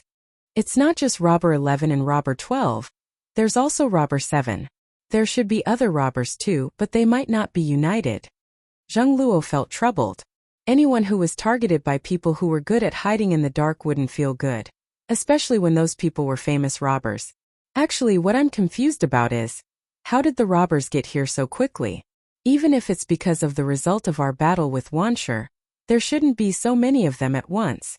Xiao Xian expressed his thoughts. News didn't travel fast here. The 7 tribes were able to get here quickly because they had people keeping an eye on them. What about the robbers? They were scattered all over the place and didn't keep an eye on Yanjiao from the start. But now there were so many of them at once, and they were all top robbers too. It was hard to catch them. What did Yanjiao have that attracted them?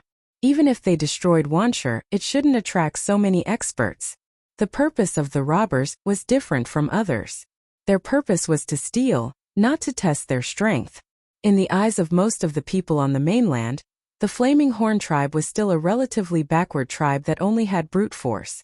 The shaman agreed. Indeed, I've heard that robbers love to steal valuable treasures. Could it be that they've taken a fancy to something in our tribe? Could it be the fire seed? Or the core seed? The old shaman thought for a moment. They couldn't come to a conclusion, but they had to be careful of the robbers. They didn't have to worry about the fire seed anymore, but they had to keep an eye on the core seed. Xiao Xian carefully recalled the details of when he chased after Robber 11 and Robber 12. The more he thought about it, the more he felt that those two might not have been after the longevity leaf. Perhaps the longevity leaf was just there. Otherwise, 2 years would have been more than enough time for them to sneak into Yanjiao. Why wait until now? Or let Robber 7 take a look. Speaking of which, if the one who sneaked into the Wanderers area was really Robber 7, then Robber 7's appearance was much earlier than the other tribes. Perhaps before the battle with Wanshi, there were already people here. Something must have happened that we don't know about, Xiao Xian said in a low voice. A straw rope fell from his hand. He didn't know what happened through the knot divination, but he had a feeling that the people who came this time might not be because of Wanshi. Do you think those tribesmen who have been loitering outside are hiding something from us? Xiao Xian asked. That's not impossible. It's not the first time those tribes have been hiding things from us. Ao's tone was filled with strong dissatisfaction. Those people even said they wanted to have friendly exchanges and cooperate. Cooperate my ass. Ao weighed the axe in his hand. He had the urge to go out and chop those people up. He just didn't like them. If it wasn't for the fact that he knew it wasn't good to mess with them, he would have done it already. As they were talking, someone came to Xiao Xian and told him that someone from the Hui tribe came to see him. It wasn't the 2 chiefs or the shaman, it was Xiao Xian. Do you know who it is? Xiao Xian asked the warrior who came to report. Gu La from the Hui tribe. Just him alone? Yes. The shaman gestured to Xiao Xian. Let's go and see what he wants to say. Okay. Xiao Xian asked someone to take Gu La to his room. Yanjiao's fire seed was no longer there. Even near the fire pit, there was no pressure from the fire seed. So when Gu La was taken there, he didn't feel the suppression from Yanjiao's fire seed. Gu La hesitated. He knew that Yanjiao's fire seed might have changed, but he couldn't figure out why. However, the fire seed was a secret of the tribe. If the Yanjiao people didn't want to talk about it, he couldn't get anything out of them. Continuing to ask would only make him more disgusted. This time he came to find Xiao Xian for something else. In Xiao Xian's room, old Ku was in another room making stoneware. Caesar was guarding the door, so they weren't afraid of being eavesdropped. What's the matter? Xiao Xian handed Gu La a cup of tea brewed with herb leaves. Gu La drank a little absent-mindedly. The bitter taste made him frown, but he didn't care. After a sip, he put down the cup, thought for a while, and said to Xiaoxian, "Did you find any suspicious people around? You mean the 2 people I chased a few days ago?" Xiaoxian looked up at Gula. Although Gula looked calm, there was hesitation in his eyes. His fingers on his legs were tapping, as if he was thinking about a decision. After a pause, Gule's eyes finally settled, and his tone became more serious. "No, it's not just them. There may be more." Xiaoxian's heart jumped. There really was an inside story. "What do you mean?" Gula didn't answer directly. Instead he said, "You know, our tribes have been focusing on the desert for the past 2 years. If there's any movement in the desert, we'll know very quickly." Speaking of this, Gula smiled awkwardly. "But we haven't been aware of Yinjiao's movements." Gula was talking about the Yinjiao tribe suddenly bringing so many people out of the desert. They didn't find the reason, and this was something they had been wondering about. Looking at Xiaoxian, Gula saw that Xiaoxian didn't seem to want to explain. He coughed and continued, "Actually, after you brought so many people out of the desert, another group of people left not long after. They were people from Rock Hill City. When we first found out, we thought that the overlord of the desert, Rock Hill City, sent people out of the desert to eliminate the slave masters who escaped from the desert, because they were moving in this direction. But until now, I haven't seen anyone from Rock Hill City nearby." Xiaoxian said. "Of course you haven't seen them, because they entered from the other side of the fearsome beast forest. They didn't enter from your side," Gula pointed out. The fearsome beast forest was huge, and Yinjiao's side was only a small area at the border of the forest. It was possible that someone entered the forest from another place, and Yinjiao didn't know. After all, from the time they brought people back to the old haunt until now, Yinjiao had only gone on one hunting expedition, and during this time they only hunted for food nearby. If they didn't go deep into the forest, they naturally wouldn't know about other movements. "You mean Rock Hill City's goal is the fearsome beast forest?" Xiaoxian asked. "Not for the slave masters who escaped, not for Wanshi, and not for Yinjiao, but just to enter the forest? It seems like they're looking for something, but we don't know exactly what they're looking for. When you brought back the new species of food, some people guessed that you might have discovered the secret." Gula smiled bitterly. In the end they were disappointed. Yinjiao had only found a new type of food. Xiaoxian lowered his eyes in deep thought. What could make the Sure family of Rock Hill City send people all the way into the fearsome beast forest? Gule's words revealed a lot of information, but most importantly, those people's goal might not be Yinjiao, but something in the fearsome beast forest. At the same time, Gula also sent a message that they wanted to cooperate with Yinjiao. Compared to the other tribes, they favored Yinjiao. After saying what he wanted to say, Gula stayed for a while and left. Xiaoxian also told the shaman and chief about what Gula said, so that they could prepare in advance. Chapter 530. It was almost the end of the year. Under normal circumstances, it was already autumn and the temperature should have dropped. However, the fearsome beast forest was still active. There was no sign of autumn. In fact, the weather was even hotter. This time last year it was the same. The old shaman sat on a rock and looked at the forest in the distance. He sighed. "No, this year is hotter than last year." The unusual changes in the weather made people uneasy. Fortunately, they were much calmer this year because of last year's experience. Plus, the 2 divisions of the Yinjiao tribe had reunited this year. Could calm people down and boost their morale. If there were any problems, they could solve it together. After experiencing the unusually cold winter on the other side of the sea, Zheng Luo and the others felt uncomfortable. But it was better to be warm than to be frozen, right? The warm weather also had its disadvantages. The animals in the forest, which should have started to wilt, were all unusually active. These flying insects were only one of them. When hunters entered the forest to hunt, they could clearly feel that these ferocious beasts had no intention of staying through the winter. They were quite energetic. Poisonous snakes and insects were also a problem. "What's going on over there?" The old shaman walked over with a taut face. She looked at a group of people rushing out of the forest not far away. "Kiki, what's going on over there?" The old shaman stopped Kiki, who was running away. Hearing the shaman call him, Kiki rushed over to explain. "Shaman, I heard there are a lot of insects eating the cabbages in the fields outside. The chief is so angry that he wants us to help. A lot of insects. The two shamans were shocked. The first thing they thought of was the veins of the sky planted in the forest. They hurried to the fields to check, afraid that there would be insects there. The good thing was that there was not a single flying insect in the area where the veins of the sky were planted. Even underground there were very few insects. These veins of the sky seemed to be naturally resistant to insects. Of course, this was only limited to the unbroken veins of the sky. Seeing this, the two shamans calmed down. They waved Kiki to go outside to help kill the insects. There were many things planted in the fields. Some had not sprouted, some had just sprouted. The ones that suffered the most were the cabbages. If it was in the past, those bugs wouldn't be so active. Worry appeared in the shaman's eyes.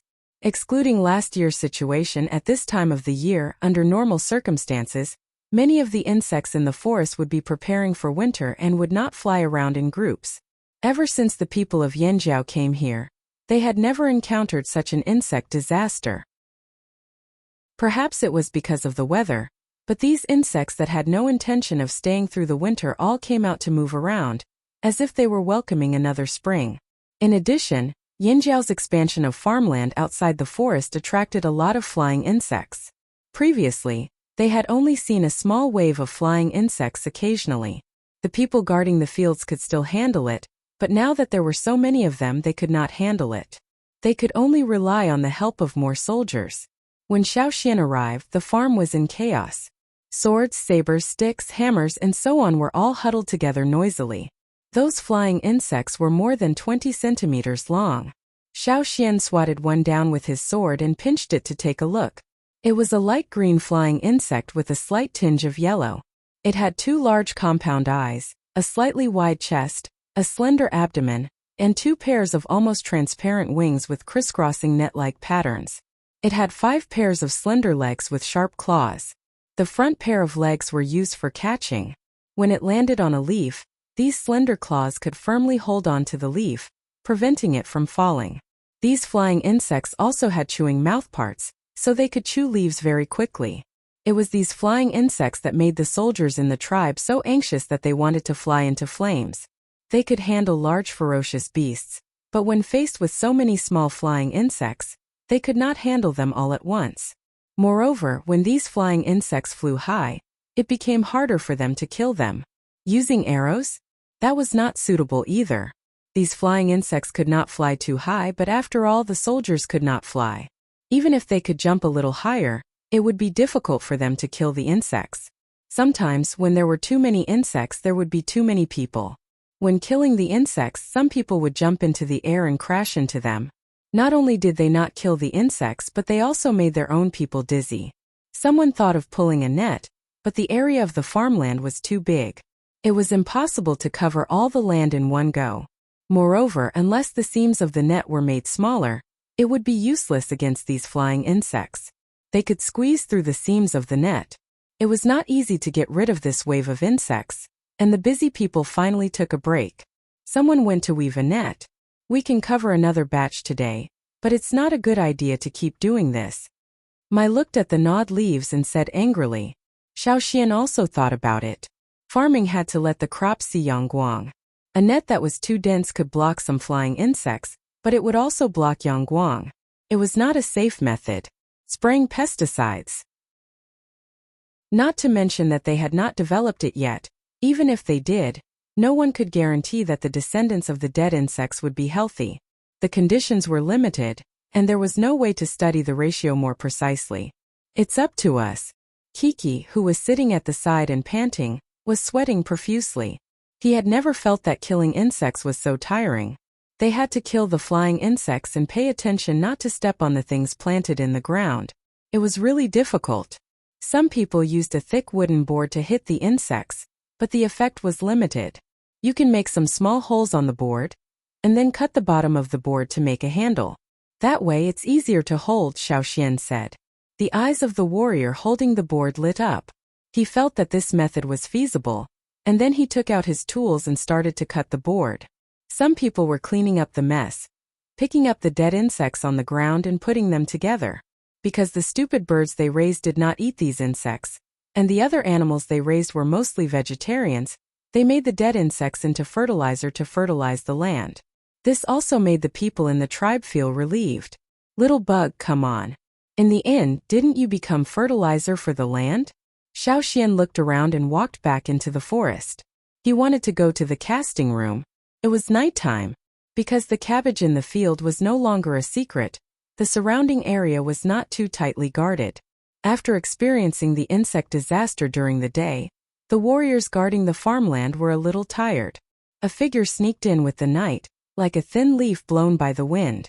It lightly flipped over the wooden fence around the cabbage field and landed on the ground with a slight sound. After the black shadow landed on the ground, it listened carefully to make sure that it did not attract the attention of the people guarding the farmland. Then it floated up again and landed on a cabbage like a butterfly. It left as soon as it touched the cabbage. There was only a short chi sound, which sounded like an inconspicuous insect. Still, no one paid attention to it.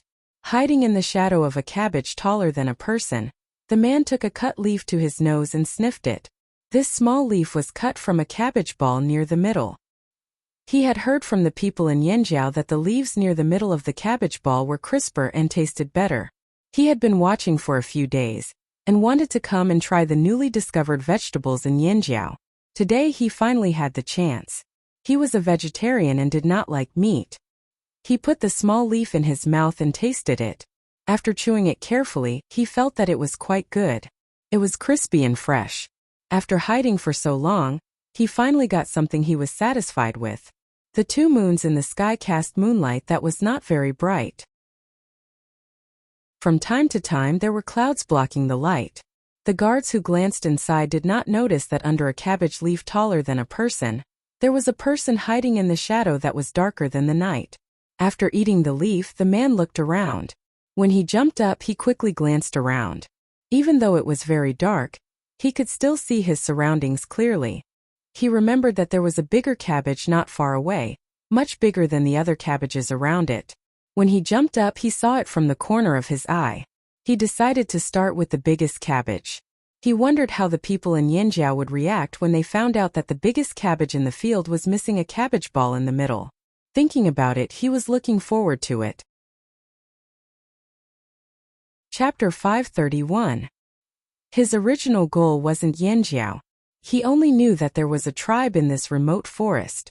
But after he came here, he heard that Yanjiao destroyed the Wancher tribe and forced the slave masters who escaped from the desert to leave. His interest was piqued. He didn't have to worry about the final goal for now. He wouldn't be able to find it in a short period of time anyway. He would let the others explore the path while he stayed in Yanjiao for a few days. What he didn't expect was that the Flaming Horn tribe was even more difficult to deal with than the legends said. He was discovered several times, but he was fast and had sharp instincts. Every time he could escape before the other party caught up with him. This was the main reason why he dared to continue staying in the Flaming Horn tribe. As long as he could escape, it didn't matter if he was discovered or not. Yanjiao couldn't catch him anyway. However, the Flaming Horn tribe's territory in the forest was too heavily guarded. He had been guarding it for so long, but he still couldn't sneak in. Especially the last time. He wandered around the Wanderer's area for so long. He almost took a step forward but was discovered by someone. Thinking about Robber 11 and Robber 12 who were caught once, he sneered. They weren't even in the top 10, how could they compare to him? Did Yanjiao really think that just because they caught 1 or 2 robbers, they could catch all the robbers? How naive. He planned to cut down the biggest cabbage in Yanjiao's territory to teach Yanjiao a lesson. The more he thought about it, the more satisfied he was. Yanjiao must have placed a lot of importance on this piece of land. If the cabbage was stolen, they would definitely send more people over. Then when Yanjiao had their eyes on the cabbage field, he would find a chance to sneak into the forest. I'm so smart. At night, a black shadow moved silently under the tall cabbage. It was more agile than a snake in the dark. Still, no guards discovered this place. Looking at the biggest cabbage that was getting closer and closer, he raised his eyebrows slightly, bent his knees, and flew up like a piece of grass blown up by the breeze. The thin black knife in his hand was like a beast that had found its prey. It finally flicked its sharp claws and pointed directly at the vegetable ball in the middle of the cabbage. But just as he was about to attack Cabbage Ball, his scalp went numb, and he felt an intense sense of danger. It was as if a pair of eyes had appeared in the darkness of the night. No, not just one pair, but two. Two people had discovered him. A spear suddenly attacked, forcefully breaking through the air with a sizzling sound, as if a poisonous snake that had been waiting in the dark had finally bared its fangs. The spear came very quickly and suddenly, giving no time for people to prepare. Moreover, the black shadow just happened to jump into the air. Logically speaking, people who jumped into the air would have their movements severely restricted.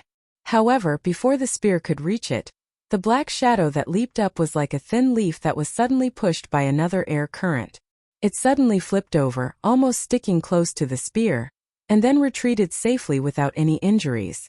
Ao did not expect this person to be able to strangely change direction and turn in the air without any external help. The sudden attack just now was dodged by the opponent. Ever since he knew that the thief was difficult to deal with, Ao had thought of many ways. In the end, he decided to stay in one place and hide all his breath. Before discovering the target, he would not use any of his totemic power. Even his breathing and heartbeat were as weak as possible, making him appear no different from the others. He also did not put all his attention on the person who had sneaked into the cabbage field. Xiao Xian had told him that the opponent had extremely sharp observation skills. Unless he deliberately did not pay attention to the opponent, he would be able to escape as soon as he saw him. So, Ao only took action when Xiao Xian gave the signal. Before that, Ao would pretend that he did not see the thief. Still want to run. The corners of Ao's eyes were raised high. He flipped into the cabbage field, took a big step and leaped out, waving the stone axe in his hand. In an instant, a majestic aura rose up like an angry wave, pressing forward, as if to drown the person in front. The domineering aura spread out, enveloping the entire cabbage field. As the head of a division, Ao's strength was unquestionable. If it were other warriors under the pressure of Ao's surging aura, even if they did not make a mistake, their movements would be slowed down. But the black shadow that retreated was not the same. Strangely, the aura of the fire seed that was completely different from Yinjiao's suddenly soared, like a strong wind that suddenly blew in a moonless night, as if everything around was blocked, making people feel hazy and confused. That black shadow was like a sharp cold air that rose from the darkness, stirring in the dark night, dispersing the pressure that Ao brought. All of this happened in an instant. In just one exchange, the opponent not only dodged the attack, but also turned the tables on him in terms of aura. In order to hide better and hide from the vigilant thief, Ao did not discuss with the guards around the cabbage field. But, after hearing the commotion, the guards around the cabbage field were alarmed, and wanted to stop the figure that was about to escape. Warriors with all kinds of weapons jumped up and stood on the surrounding wooden fences, like building a long human wall, blocking the escape route of the thief. There were still people coming from outside. Ao was very confident. There was no escape. That thief would not be able to escape. The clouds in the sky drifted, and one of the two moons that were hidden was revealed. In the face of Yanjiao's tight defense and the pursuit of the people led by Ao, the thief did not panic. He still had a piece of cabbage leaf in his mouth, and there was no trace of nervousness in his eyes. His pupils were like a stubborn stone lying in the dark night, and a cunning light flashed in his eyes. Whoosh! It was like the whistling of an arrow that was shot into the air. Whoosh! Whoosh! Whoosh! A series of sounds rang out, as if someone had suddenly shot out millions of arrows.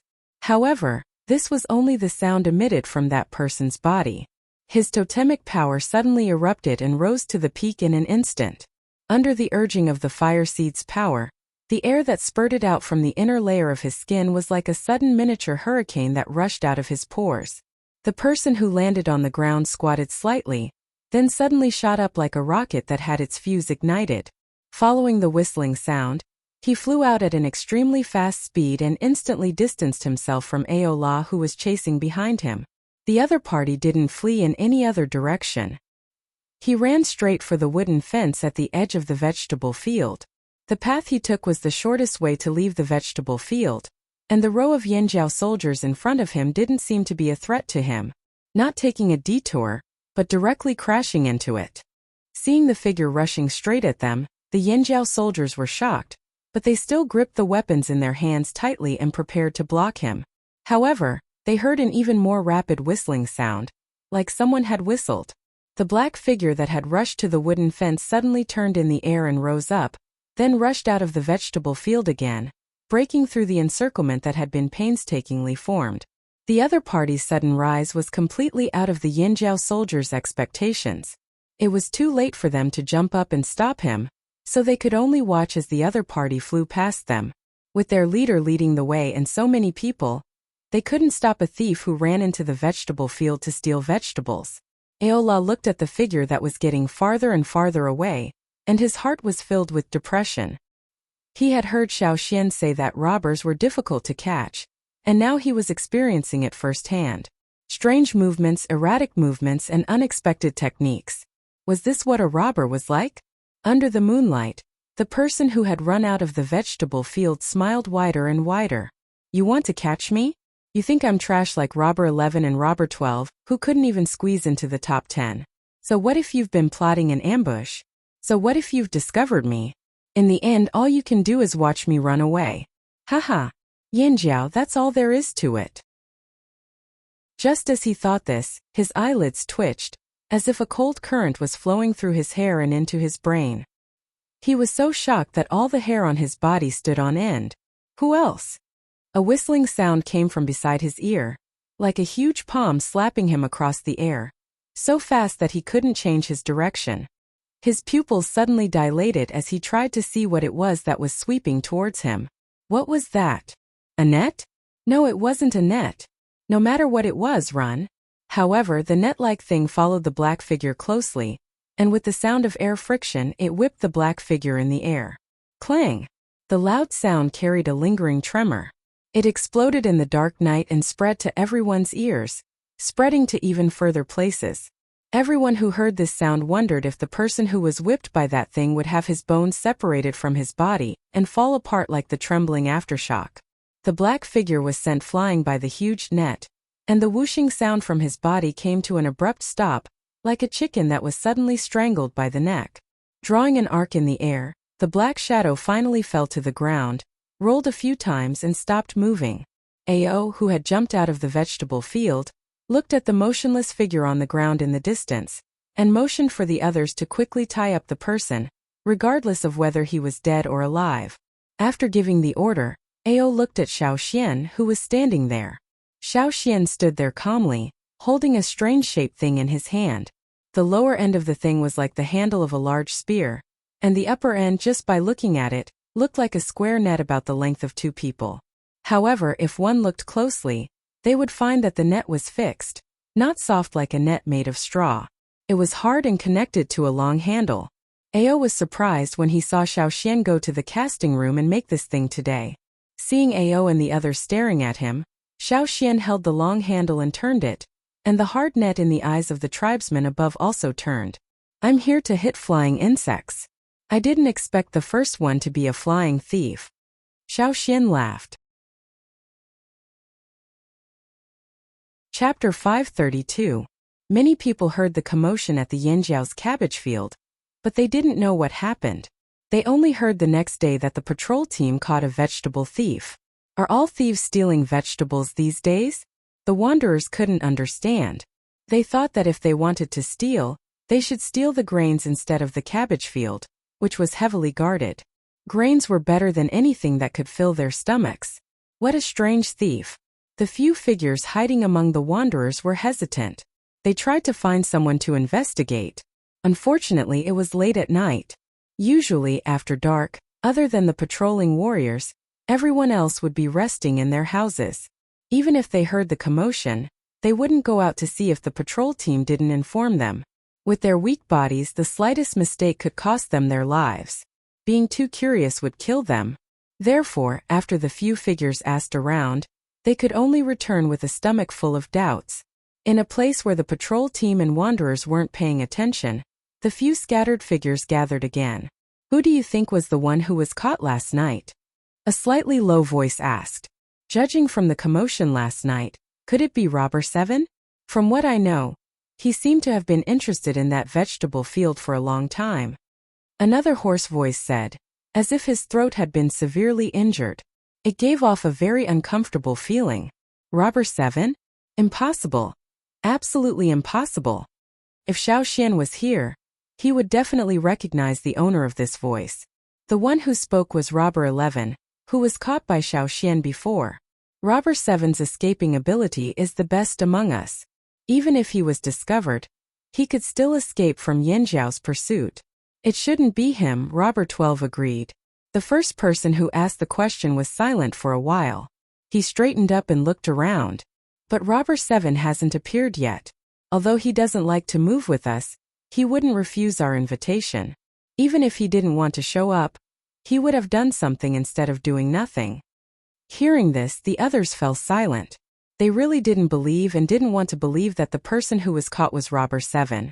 If it was really Robber 7, what could the others do? It was dangerous. After another half an hour, Robber 7 was still nowhere to be seen. It should be him. The hoarse voice spoke slowly, like a blade scraping against a rock, giving people goosebumps. The expressions on their faces kept changing as they each had their own thoughts. We can't stay in Yanjiao any longer. Let's leave this place and go into the forest to look for something, the first person said in a low voice with a cautious tone. As for saving Robber 7, none of them had the intention to do so at the moment. Comradeship? What a joke. Thieves always looked out for each other. How could there be something like camaraderie? It was his own fault for being caught. He was unlucky and deserved it. Wouldn't it be better to do something proper instead of stealing vegetables when you're so bored? If Robber 7 died, the other robbers behind him would be more than happy to take his place. Robber 11 was the happiest among them. As long as one of the robbers in front of him died, he would be able to take a step forward. Ha ha ha, thinking about it this way, it was a good thing. The other two didn't care about Robber 7, let alone Robber 11 and Robber 12. They were able to escape from Yanjiao last time because Xiaoxian asked them to do something. He had promised them and kept his promise. However, if they were caught again, it would be hard for them to escape. Without any hesitation, they split up and left Yanjiao's territory. They entered Fearsome Beast Forest from a place outside Yanjiao's territory. At the same time, in Yanjiao's territory, in a stone house, the person who was tied up in a shape finally moved. When Robber 7 woke up, he felt his bones creaking. Every movement was painful as if they were crushed. There was a bloody taste in his mouth and his face was swollen. His head was still dizzy, and when he opened his eyes, his vision was blurry. He couldn't see his surroundings clearly. Other than the bloody taste in his mouth, there was a bitter taste of herbs. He knew what it was and guessed that the Yanjiao people didn't want him to die just like that. They wanted to get more value from him, so they fed him some medicine so that he wouldn't be injured to the point where he couldn't speak. Robber 7 quickly analyzed the situation he was in and began to think about how he could escape safely. He knew that the other robbers wouldn't come to his rescue so easily. He could only rely on himself if he wanted to live. What should he offer in exchange for Yanjiao? What could he say to fool the Yanjiao people? He had miscalculated. He was too confident and didn't expect Yanjiao to use such a strange thing to knock him down. Moreover, the person who used the strange thing was very fast. He didn't even have time to change his position and was almost sent flying. Hiss! Every movement of his face hurt. Half of his body was directly hit, including this half of his face. He was fast, but his body couldn't compare to the Yanjiao people. As the saying goes, the body is as light as a swallow, but if you take a heavy blow, you'll feel better. Wasn't it just stealing vegetables? How could he end up like this? Robber 7 sighed for himself. He scanned the stone house. There were a few auras in the house. Robber 7 couldn't see them clearly, but he could recognize two of them. As someone who often stole in the dark, he could accurately identify people's auras, even if it was just for a moment. Among the people in the stone house, one was the one who threw the spear at him last night. The other was the one who suddenly appeared at the end of his coma. You're awake. Robber 7 heard an unfamiliar voice, breaking the silence in the stone house. Zheng Luo walked to the person who didn't seem to be fully awake. He looked at the half-swollen face of the robber. His original appearance was blurred. "You're Robber 7?" asked Zheng Luo. Robber 7 was stunned. He didn't expect Zheng Luo to reveal his identity so quickly. He thought about it carefully. The only people who could reveal his identity were his own people. Among the people who infiltrated Yinjiao, only Robber 11 and Robber 12 were caught. Robber 7 made a mental note of those two. His mind raced as he tried to figure out how to deal with the upcoming predicament. He heard that Yinjiao people were very barbaric. Would they eat human flesh? Would they cook him? Maybe they'd even put a few cabbage leaves in the pot. Wait. Now wasn't the time to think about cabbage. My robber number is indeed 7. Robber 7 didn't deny it. In fact, most of the time they were happy for others to know their robber number, which was the code name of a robber. However, what they enjoyed was the helpless look on people's faces when they mentioned their name after a successful theft. They didn't want to be beaten half to death before they even succeeded. Robber 7's gaze shifted from Zheng Luo in front of him to the people behind him, finally stopping at Xiaoxian. So this was the guy who knocked him out? Robber 7 made a mental note of this. What is your motive for infiltrating Yinjiao? Zheng Luo asked. My motive? Robber 7 wanted to say to steal vegetables, but he knew these people might not believe him. It wouldn't help him escape. Robber 7 rolled his eyes and said, my motive is the same as those tribesmen who are still here. Zheng Luo and Ao quickly glanced at Xiaoxian. This was similar to the information they received from the Hui tribe. Zheng Luo waved the knife in his hand and pressed the blade against Robber 7's neck. He asked, what are you looking for? The coldness of the blade made Robber 7 tremble, but he quickly calmed down and said, don't do anything rash. If you push me too far, I won't say anything. Don't even think about getting an answer from those tribesmen. They don't know either. What are the people from Rock Hill City looking for? Xiaoxian suddenly asked. Robber 7 looked at Xiaoxian in surprise. Originally, he wanted to whet the appetite of the Yinjiao people. The higher the Yinjiao people's appetite, the easier it would be for him to negotiate. He didn't expect to be asked so directly.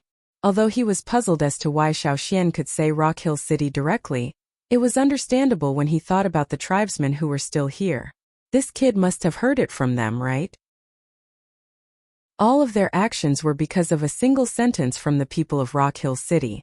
If I tell you, will you let me go? Robber 7 asked. Zheng Luo frowned. Why did they all like to negotiate now? But he still nodded.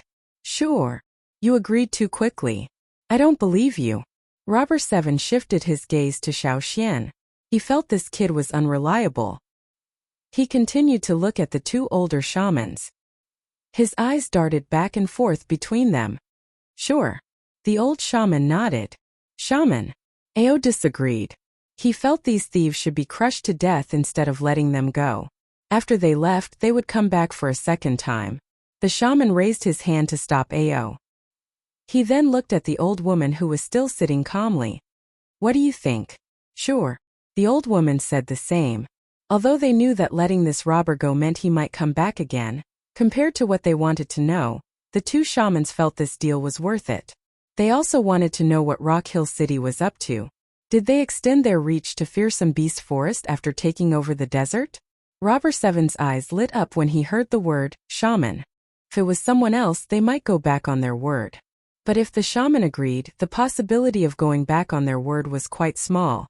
Robber 7 saw the opportunity and cleared his throat. The people from Rock Hill City are looking for something. And that thing is most likely to be in Fearsome Beast Forest. What is it? Zheng Luo asked. Green-faced fanged beast.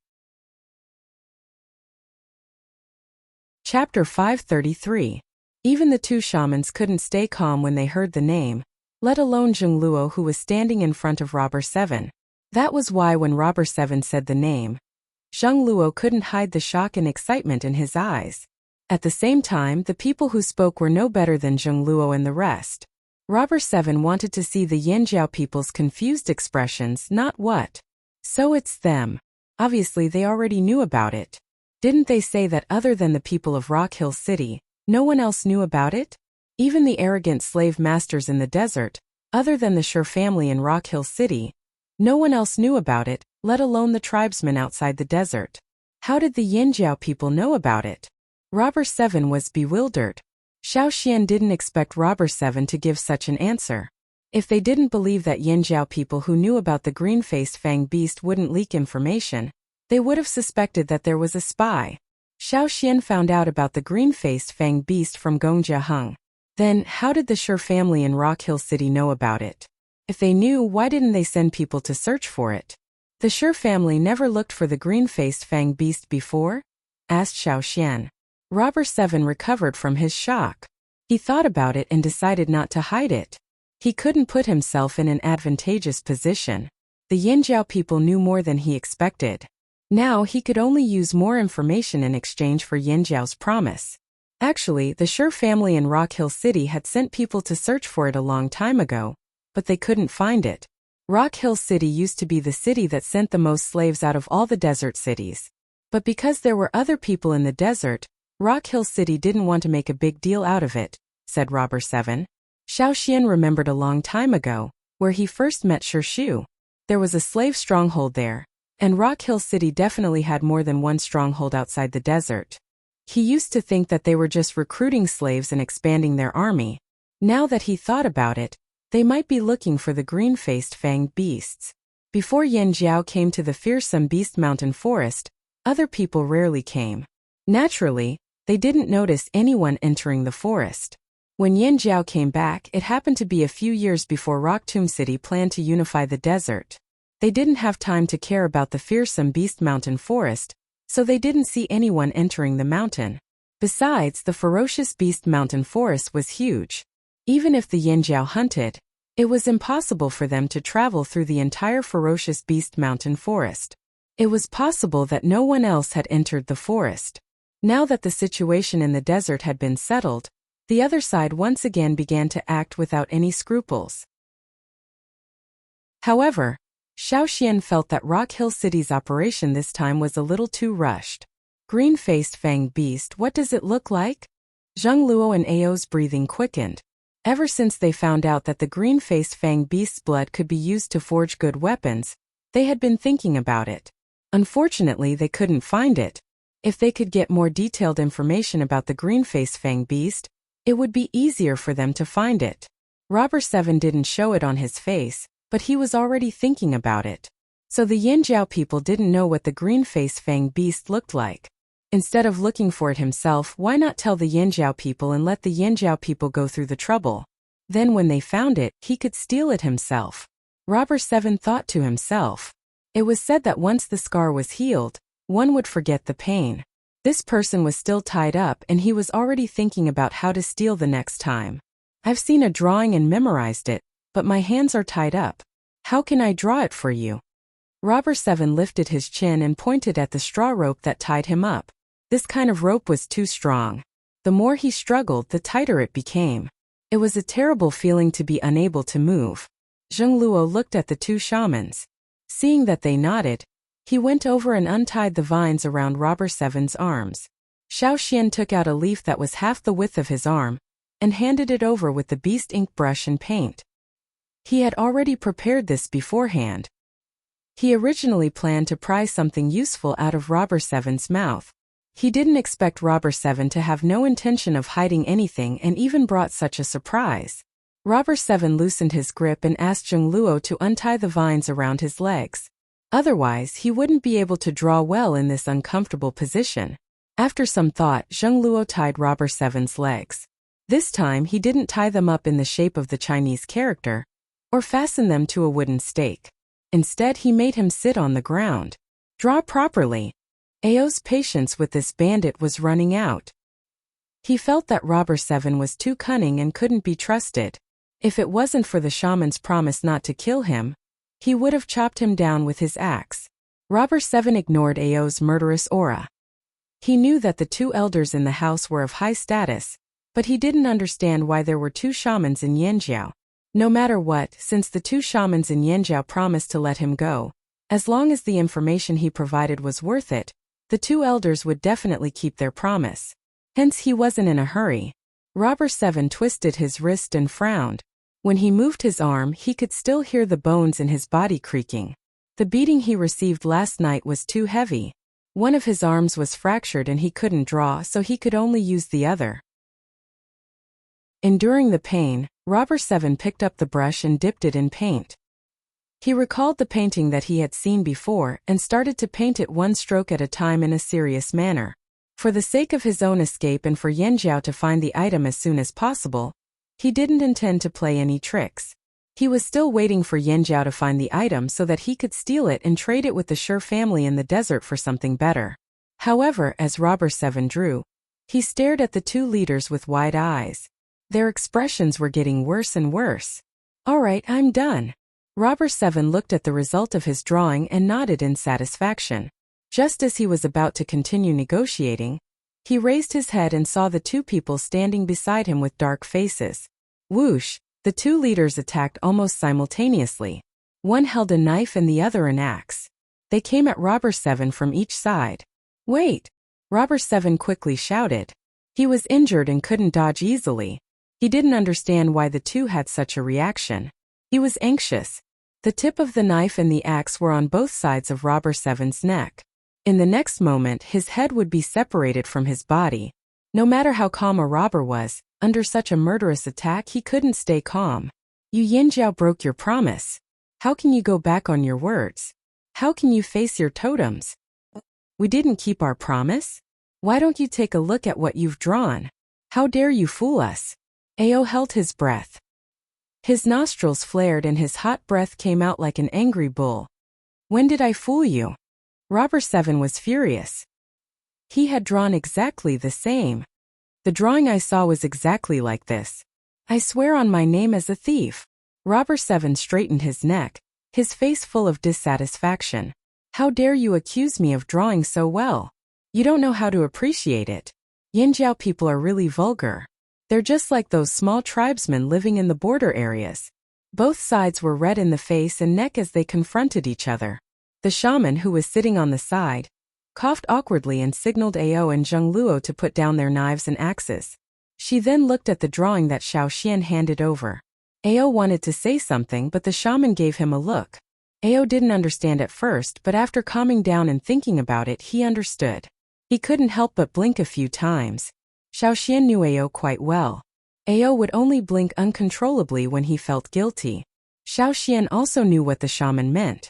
In fact, Xiao Xian believed Robber 7 when he said that the drawing made up of a few simple lines was the result of absolute seriousness. He didn't intend to fool them at all, because most of the people here were good at drawing, let alone a drawing that was passed down from 1,000 years ago. There was only one possibility for the people of Rock Hill City to know about the green-faced fanged beast.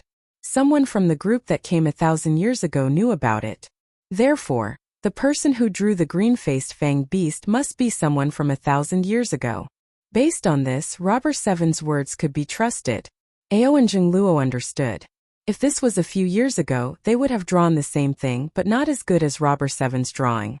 However, because of Xiao Xian's drawings, their drawing skills improved a lot, and other drawings weren't good enough for them. Now that they suddenly saw such a simple drawing, they just couldn't accept it. They were too excited just now and were disappointed when they saw Robber 7's drawing. After calming down, they looked at Robber 7's drawing seriously. Something that looked like a deer but wasn't a deer, a sheep but wasn't a sheep. Was this the green-faced fanged beast? O glanced at the drawing in disgust and said to Robber 7, "Tell me more about the situation. Who can understand a drawing like this?" On Robber 7's swollen face, his eyes that were originally squinted into slits widened due to his anger. "Looking down on my drawing." However, he had no choice but to lower his head. Robber 7 was still hoping that the other party would fulfill his promise and let him go. He could only take a deep breath, suppress his anger, and tell them what he knew. In fact, Xiao Xian and the others had already heard what Robber 7 said. Green-faced fanged beast, small in size, green in color, thick skin, hooves without horns, sharp fangs growing upwards, fierce in nature and fond of eating grass. Anything more than that would be gone. That's all. Ao looked at Robber 7. That's all. Robber 7 saw that Ao's murderous aura was rising again, and knew that he wasn't satisfied with what he said. He quickly added, "The person who told us really only said this. However, there was one more thing. He told us that if we really met the green-faced fanged beast, we would know for sure." The person who showed you the drawing was from the Sure family of Rock Hill City? Xiao Xian asked. No. It was obvious that Robber 7 didn't want to answer this question. This was the secret of the robbers. Even the most cowardly robbers had their own principles. Some things could be sold out, but some things could never be revealed. How much did the people of Rock Hill City give you? Xiao Xian asked again. If we find the green-faced fanged beast, we can bring it to them in exchange for anything we want. This was something that could still be said. It seems that you robbers have always been in contact with Rock Hill City. Otherwise, you wouldn't have mobilized so many people at once, Xiao Xian said. Robber 7 pretended to be dead and didn't say anything else. After some questioning, Yin Jiao and the others reluctantly believed Robber 7's words and kept their promise to let him go. They blindfolded him and threw him out of the forest. They thought that he was severely injured and couldn't walk. However, after landing on the ground, he escaped with the speed of a bird and disappeared from their sight. I told you he was faking it. Ao said angrily. Xian. What? The next time you see him, beat him to death. All right.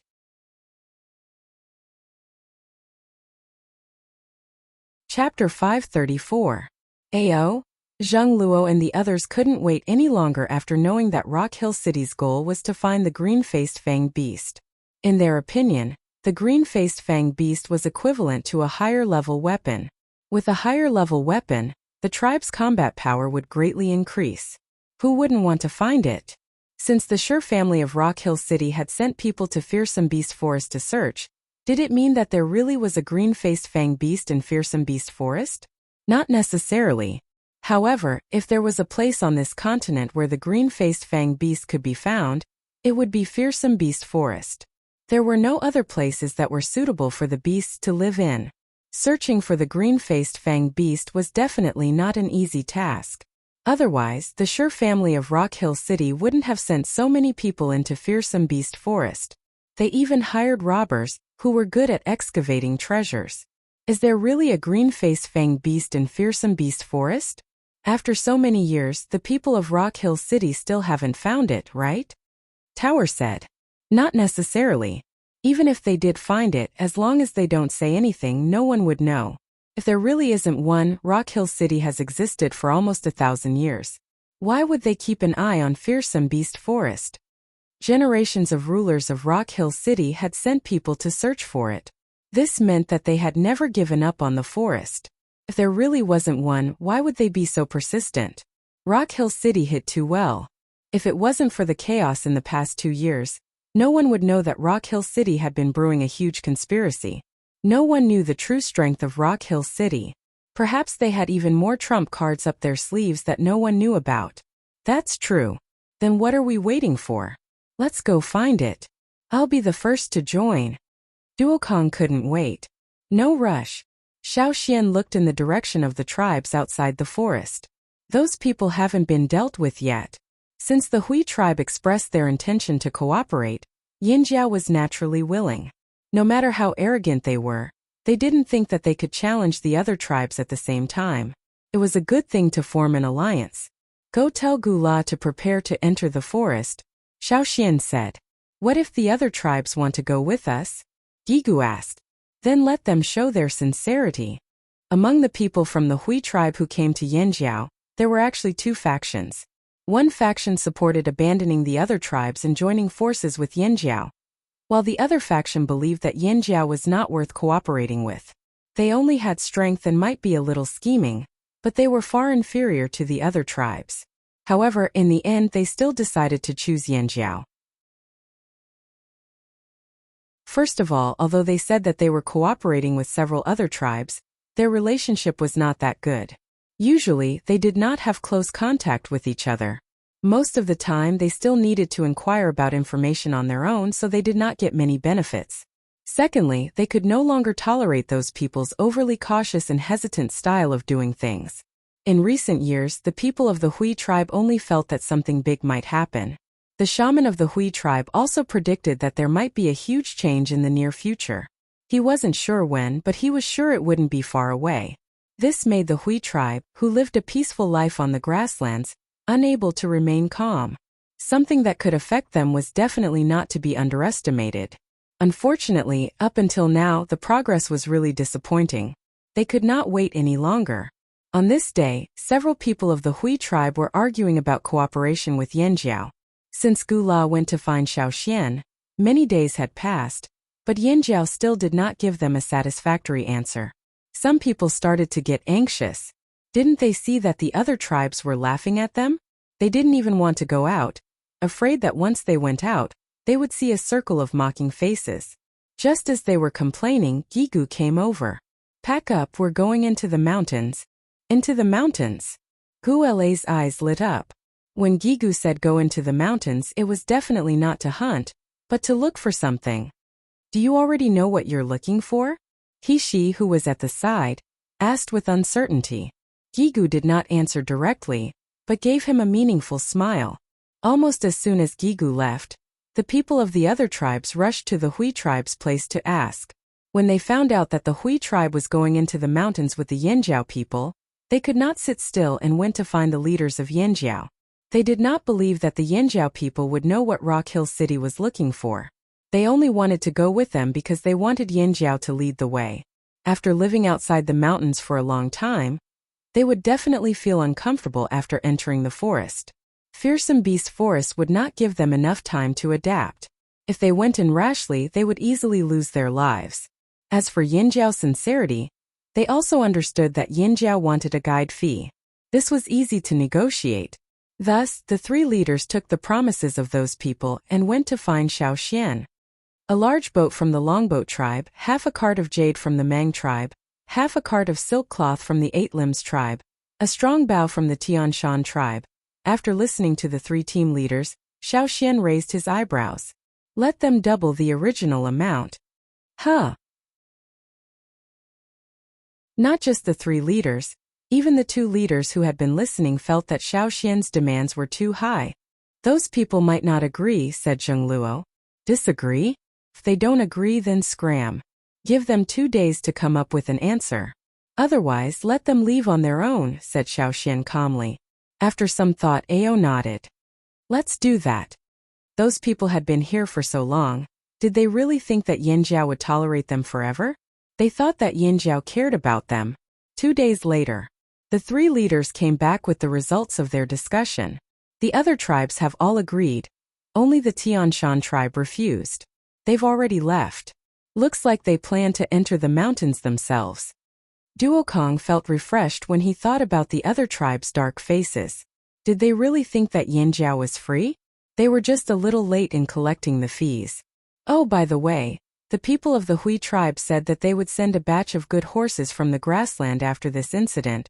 Guihe smiled and said, the people of the Hui tribe are very sincere.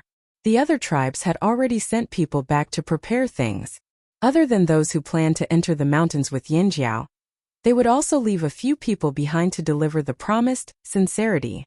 When do we leave? The shaman asked Xiaoxian. 2 days later. The weather is getting weirder, said Xiaoxian as he looked at a flowering tree not far away. The berries of that tree were used to make paint, so when the tribe built houses, they didn't remove them. They had other uses. However, this kind of tree usually only blossoms when it is close to summer. It only bears fruit when the summer is hot. According to normal calculations, it should be almost winter now. But now, in this winter, the weather might be closer to summer. The mountains might be more dangerous than before.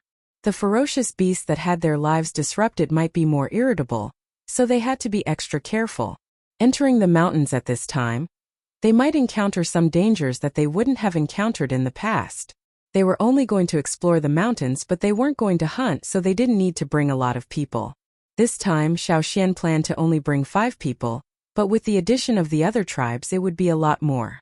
In the fields outside the forest in the cabbage field, new leaves were growing, and many small cabbages that had been transplanted had also begun to grow spherical leaves. The leaves wrapped around each other. Maybe it was because the land here was large and there was enough fertilizer, but the cabbages changed almost every day and grew very fast. Because of the weather, combined with last year's situation, crops that shouldn't have been planted in winter were now being planted. Xiaoxian's giant fly swatter was also used by the people patrolling the fields. Because metal was too rare, they only made one. The others used similar swatters, but they weren't made of metal. They were made of wood, but the Yinjiao people were too strong, so it was too easy to break them. So, every time they encountered a swarm of insects, the people guarding the fields would rush to use the metal swatter. When the swatter swatted the flying insects, it would swat a bunch of them down. It was very satisfying. In the tribe, life was still the same as before, but many times people felt like they had just transitioned from spring to summer. Every time they moved, they would sweat profusely. Xiao Xian brought the medicine and other things that he had prepared. This time the other 4 people who were going into the mountains with him were Duokong, Tuomai, and Xiangchan. They were only going to see if there were any green-faced fanged beasts. Maybe they would look for traces of the slaves who entered the mountains to see if they could get more information from them. Compared to the calmness of the Yanjiao people, the people from the other tribes already felt uncomfortable before they even entered the depths of the mountains. The mountains were filled with all kinds of noises and screams. Even the wind that blew carried a sense of danger. Unforeseen danger was even more frightening. However, in order to understand what Rock Hill City, the ruler of the desert, valued, they still had to go in. It wasn't just the Hui tribe. In fact, the other tribes also had a premonition that there might be a huge change in the near future. However, they couldn't predict what it was. They could only try their best to understand all kinds of doubts and find more protection. This was also why they were willing to take out more things in exchange for their companions. Between giving up and getting something, they still had a sense of balance. The scorching sun hung high in the sky. In the mountains, tall trees gathered together. There were no yellow leaves. Even the trees seemed to have lost their original rules of growth. They were lush and thriving without a sense of desolation. All kinds of flying insects flew between the leaves. There were also pairs of eyes hidden behind the leaves, either vigilant or bloodthirsty. Chu Su and the other 7 Mang tribesmen followed Huang Yi, following the footsteps of the Yinjiao people in front of them. The presence of the surrounding people was too strong. It was difficult for him to ignore them. However, the Yinjiao people said that he didn't need to pay attention to them. As long as he ignored them, they wouldn't take the initiative to attack. However, the Yinjiao people had long been used to this kind of thing, but the others were not. Chu Su couldn't help but look up at a tree that was 10 times thicker than him. There was a figure on the branch. He couldn't see what it was because it was too similar to the color of the bark. If it wasn't for his keen eyesight, Chu Su wouldn't have noticed it. It looked over with undisguised murderous eyes. It bared its fangs, as if it was going to pounce on them in the next moment. Chu Su shuddered and quickly looked away.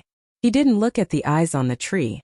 It seemed that the murderous look in his eyes faded a little. Sure enough, the Yinjiao people were very experienced in dealing with these things. No wonder the elders of the tribe agreed to let the Yinjiao people lead the way instead of going into the mountains themselves.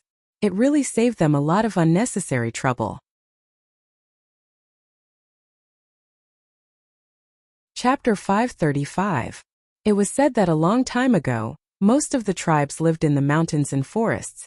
Later on, some tribes walked out of the mountains and forests in search of a more peaceful place to live. Some tribes, although not migrating, cut down the forests around their living areas. After thousands of years, they were separated from the original mountains and forests, and the former forests could not be seen in their original state. Among the tribes that decided to go into the mountains with the Yinjiao, some had ancestors who left the mountains themselves, such as the Longboat tribe. Others, such as the Feather tribe, had deliberately changed their surroundings. No matter which it was, they hadn't felt it in a long time.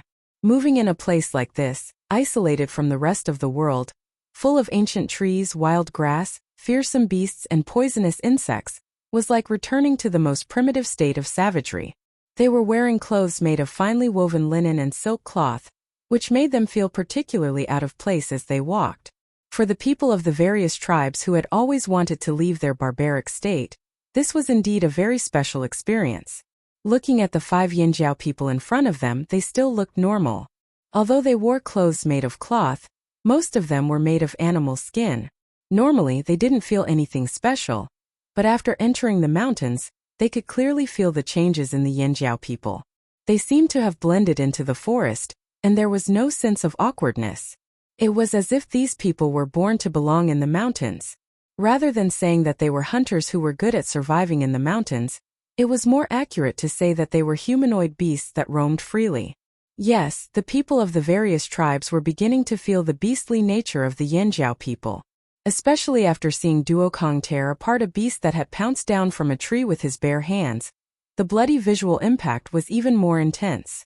It was the most primitive, savage nature. This was the real Yanjiao people. Whoosh! A spear pierced through the small gap between the few people in the group, almost brushing past their clothes. The wind made the cloth flap. The spear's high speed seemed to heat up the air, and it made the fine hairs on the people's faces tremble. Poochie thud.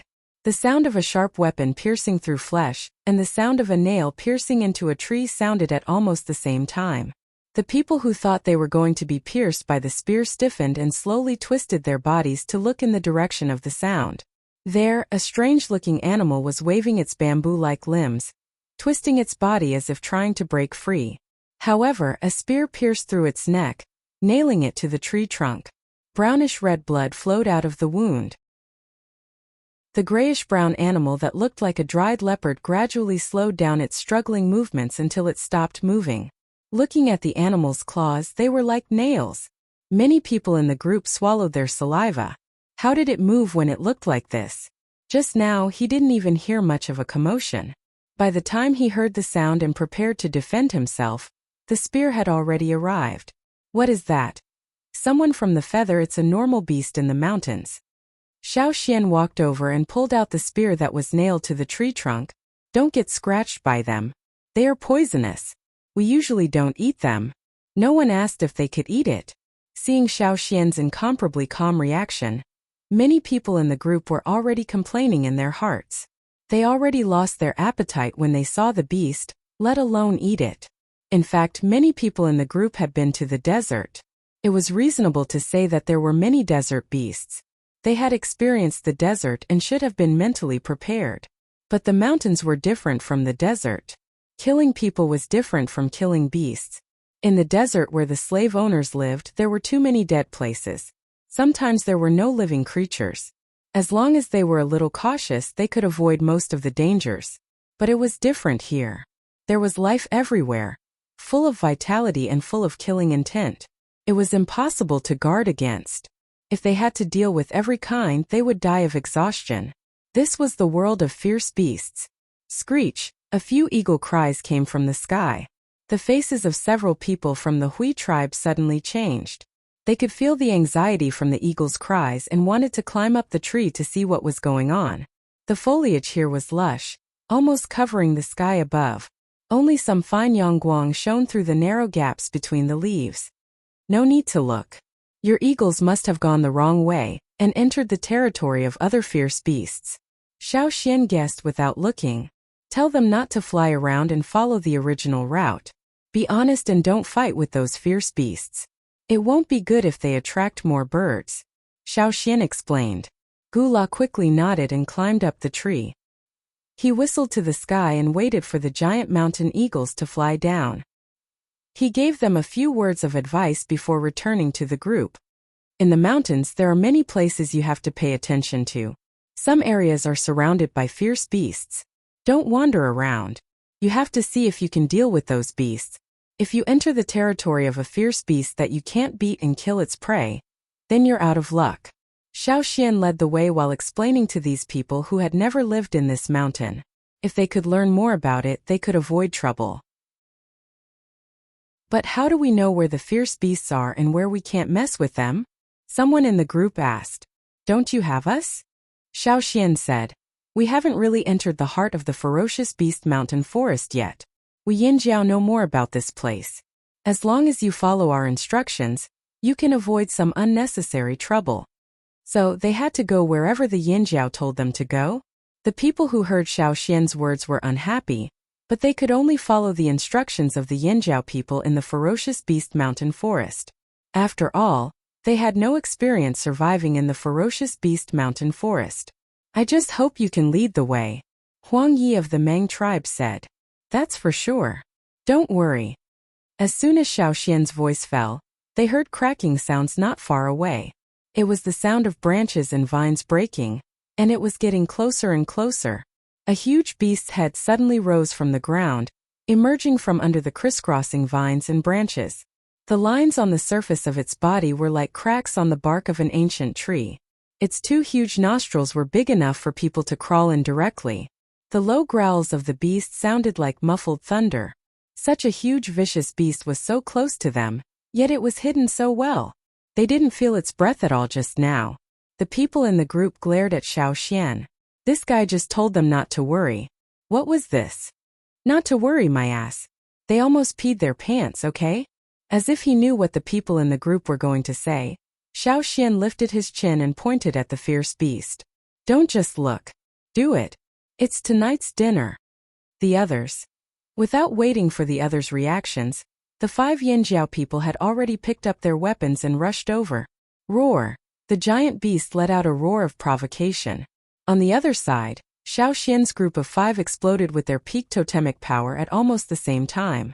Their vast auras directly pressed against the fierce beast not far away. Neither man nor beast backed down. The tyrannical auras collided in this cramped place. On the tangled vines, leaves flew out of the vines as if they were suddenly torn off by someone. The dense foliage of the shrubs swayed violently, making rustling sounds like a rainstorm. Under the impact of the 2 auras, those who were close to them could feel the creaking of their bones. It was as if they were a lonely boat under the waves. Once they were in a hunting mode, the Yinjiao people couldn't be distracted. This was what they were best at and loved. When facing people, they had to consider too many things. Many times, it wasn't as if you were stronger than your opponent that you would have a good ending. The human heart was complicated and difficult to understand. This was something the Yinjiao people only understood after coming into contact with other tribes. It was because of this understanding that many Yinjiao people preferred to hunt in the mountains and forests. In times of crisis, it made people's blood boil, and it was a carefree exercise. Perhaps some of the smarter and more cunning beasts would occasionally do something surprising, but that was rare. Most of the time, the beasts relied on their own advantages to start a battle for survival. As a hunter, as long as they were stronger than you, that was enough. It was a simple law of the jungle. The roars of the beasts, the sounds of sharp and blunt weapons hitting each other, and the whirling waves of air. All of the animals hiding in the surroundings were frightened and fled in all directions. The people from the other tribes stood to the side, watching the 5 Yinjiao people use the most direct and barbaric method to hunt. The Yinjiao people were really fierce.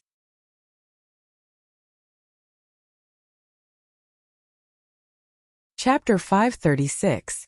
Xiao Xian and the others chose to use the most direct hunting method to intimidate this group of people. Didn't this group of people think that the Yinjiao people were barbaric and violent? Then let them see how barbaric and violent they were. And let them know that once they entered the forest, they shouldn't think too much and be obedient. On the 5th day of entering the forest, a group of more than 60 people walked in the forest. The initial discomfort had passed, and now, these tribes from the central plains or the grasslands had begun to understand some of the most basic survival skills in this forest. Above the crisscrossing net of vines, a huge face that was close to 2 meters tall suddenly appeared. 2 pitch-black eyes seemed to be looking in the direction of the team. The whole face was distorted in a somewhat strange way, and it was dyed with a terrifying coldness by the different colors. At first, when they saw this face, many people in the group were frightened and almost attacked. Fortunately, Xiao Xian and the others stopped them in time. Otherwise, everyone would have suffered. But now, seeing this face again, other people in the group felt a little uncomfortable, but they were able to deal with it calmly. The Yinjiao people were right. Sometimes, things that seemed scary on the surface were actually not. Moreover, most of the time they were listed as objects to be ignored. After the group had all passed through here, the face that suddenly appeared on the net of interwoven vines gradually changed color, like a canvas washed with detergent. Moreover, it folded up and both sides began to fold at the same time. After a short while, a strangely striped butterfly flew out of the net of vines and flew towards a darker place where the vines were denser and where Yangguang could barely be seen. This was actually a kind of butterfly in the fearsome beast mountain forest. They usually liked to rest on the net of interwoven vines, but when they rested, they usually raised their wings. Only when they sensed unfamiliar people or danger would they suddenly open their wings and flatten them, using the patterns on their wings to scare away people or beasts. If someone attacked it, it would shake its wings, shaking off the powder on its wings that could make people sneeze. Even some of the larger fearsome beasts would sneeze for nearly an hour if they inhaled this powder. After walking for a while, they found a place to rest. Along the way, they had already experienced too much. Originally, they were dissatisfied because the Flaming Horn tribe asked for too much sincerity, but now their dissatisfaction disappeared completely. At the same time, they were also glad that they chose to give sincerity instead of entering the mountain themselves like the Tianshan tribe. He didn't know how the Tianshan tribe was doing now, but he didn't think it would be any better. There were some small flying insects around them. The Yinjiao people said that they didn't need to pay attention to these small flying insects, so everyone let down their guard and paid more attention to their surroundings. Over the past few days, their clothes, regardless of whether they were made of linen or silk, were stained with sweat, blood of beasts, and mud that masked the smell of grass and other things that were stuck to their bodies. Because there was no time to wash, the temperature in the forest was still high, and everyone was emitting a stench. But even so, they had no choice, because all kinds of beasts in the forest were very sensitive to strange smells and blood. Although they all had a strange smell on them, at least they could hide and not be discovered when they encountered fearsome beasts that they didn't want to face. There were many flying insects the size of sesame seeds around them. They probably smelled the smell on them and didn't disperse for a long time. Instead, more and more of them gathered. "Is this where you usually hunt?" Chusu raised his hand and waved away the flying insects. "Yeah," Xiao Xian replied simply as he chewed on the leftover meat that he had roasted yesterday. The Hui tribe was fine, but for the Mang, Eight Limbs, and other tribes that focused on farming, it was hard for them to understand why the Yinjiao people often ran into the dangerous forest to hunt. Moreover, they ran so far. They had been walking for several days, but they still hadn't left the Yinjiao hunting range. After the Yinjiao tribe came to the old haunt, they opened up 2 hunting routes, and this was one of them. After eating the meat, Xiao Xian stood up and looked into the distance. The terrain here wasn't high, but fortunately, there weren't too many trees so they could see further. There was a stream not far away, and they had just gotten water from there. For the Yinjiao people, drinking directly was no problem. They were used to it anyway, and their bodies could withstand it. But for the other tribes, drinking the water here could cause diarrhea. Xiao Xian told them to boil the water before drinking. Xiao Xian was about to discuss the next step with Duokong, and Mai when his ears twitched. His eyes flashed, and his right foot moved back half a step, and his right arm suddenly stretched out. Whoosh! Chu Su and the others, who were not far away, only saw the shadow of a hand flash by. When they looked again, Xiao Xian was already holding something in his hand. This is... A few people nearby also came over to take a look. It was their first time coming to a place like this, and they still had a lot to learn from the Yinjiao people. Although they didn't like the Yinjiao people's way of doing things, they had to admit that they were far behind the Yinjiao people when it came to survival experience in the fearsome beast forest. So, if they didn't understand, they had to be thick-skinned and ask. Only when they understood could they avoid unnecessary danger and trouble. Mosquitoes, the kind that suck blood. Xiao Xian frowned. He clenched his fist, and carefully moved his index finger and thumb away. The thing in Xiao Xian's hand was still struggling. A thin needle that was longer than Xiao Xian's pinky finger stretched out and wriggled. Xiao Xian accurately pressed his thumb on the thin needle, and exerted force with his fingers. There was only a slight bang sound, as if something hard had been broken. Although the sound wasn't loud, and there were even various bird calls from the forest in the distance, it wasn't hard for the people present not to hear it. Seeing this scene, Chu Su and the others' facial muscles twitched violently. What was that bang sound just now? Was that a mosquito's mouth? Why did it sound like a hard needle? Did this thing suck blood too? Are you kidding me? What would it feel like to be stung by it? Xiao Xian opened his clenched fist and handed the dead mosquito to Chu Su and the others to study. Just now, he had broken the thin needle that was wriggling like a syringe, which was the mosquito's sucking mouth part. With its mouth part broken and being pinched half to death by Xiao Xian, the mosquito had long lost its ability to move and would not live for long. Xiao Xian handed the intact mosquito corpse to Chu Su and the others so that they could take a good look at this unnoticeable, but extremely dangerous creature in the forest. It would also make it easier for him to take action. Chu Su picked up the mosquito corpse and looked at it. Although there were also very powerful mosquitoes where they lived and could suck people dry, compared to this one in front of them, the danger level was not as high. Ignoring the people studying the mosquito, Xiaoxian said to Mai and the others, "Something's wrong." Although the group of people were studying the mosquitoes in the forest, they also pricked up their ears and paid attention to Xiaoxian's words. After hearing Xiaoxian's words, they hurriedly asked, "What's wrong? They shouldn't have appeared at this time." Xiaoxian wiped the sweat from his forehead. "Does this weather look like winter?" No one refuted that it was summer. It was so strange, even more serious than last year. Everyone felt uneasy, especially when they were told by the tribe's shaman that there might be unpredictable changes. They were especially worried. "In this weather, mosquitoes like this will definitely appear in swarms," Xiaoxian said. "Swarms?" Looking at the dead mosquito and thinking about the mosquito swarms that might appear, the group of people could not help but shiver. "Swarms of mosquitoes will appear during the day?" Someone asked. "What do you think?" Xiaoxian looked at the mosquito and then glanced at the forest that was blocked by Yangguang. "Then what should we do?" Someone was anxious. "Of course there is a way. You need to apply something, but it might be a little uncomfortable. Just bear with it. You can avoid those mosquitoes after applying it. Listen to me," Xiaoxian said and signaled to Tua. Tua nodded and then left with Mai. When they reappeared, they had already wrapped some black mud with big leaves with a strange stench.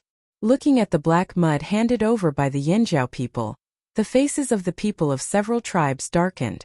Where did they dig this out of? What the hell is this? Where did you dig it out from? Do we really have to apply it? Huang Ye's voice was hoarse. Are you kidding us? It's up to you. We're just showing you the way. Xiaoxian said indifferently. Then why don't you apply it? Someone argued. Xiaoxian and the other 4 people rolled up their sleeves, revealing the lines drawn with paint from their shoulders to their fingers on their arms. We applied it before we came out. We applied it with a mixture of herbs and paint. This is our Yinjiao habit. But we didn't expect that there would be swarms of mosquitoes at this time. We didn't bring much medicine, so you have to make do with this mud. Huang Yi and the others' faces darkened even more. However, for the sake of safety, he endured it and used broken branches to smear the black mud on his body. The smell was so strong that it almost made him tear up. However, at dusk, they knew that Xiaoxian really didn't lie to them, and their resentment subsided a little. In the forest ahead, buzzing sounds echoed.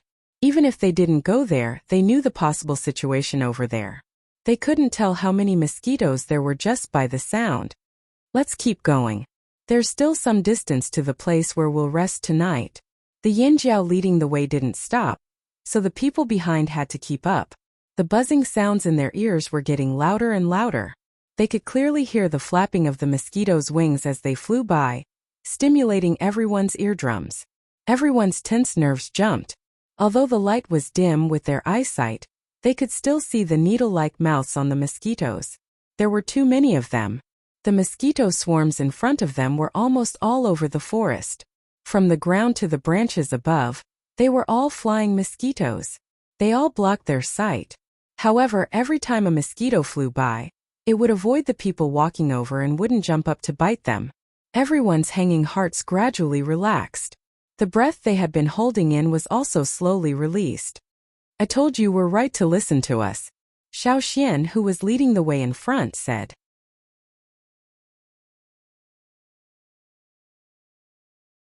Chapter 537.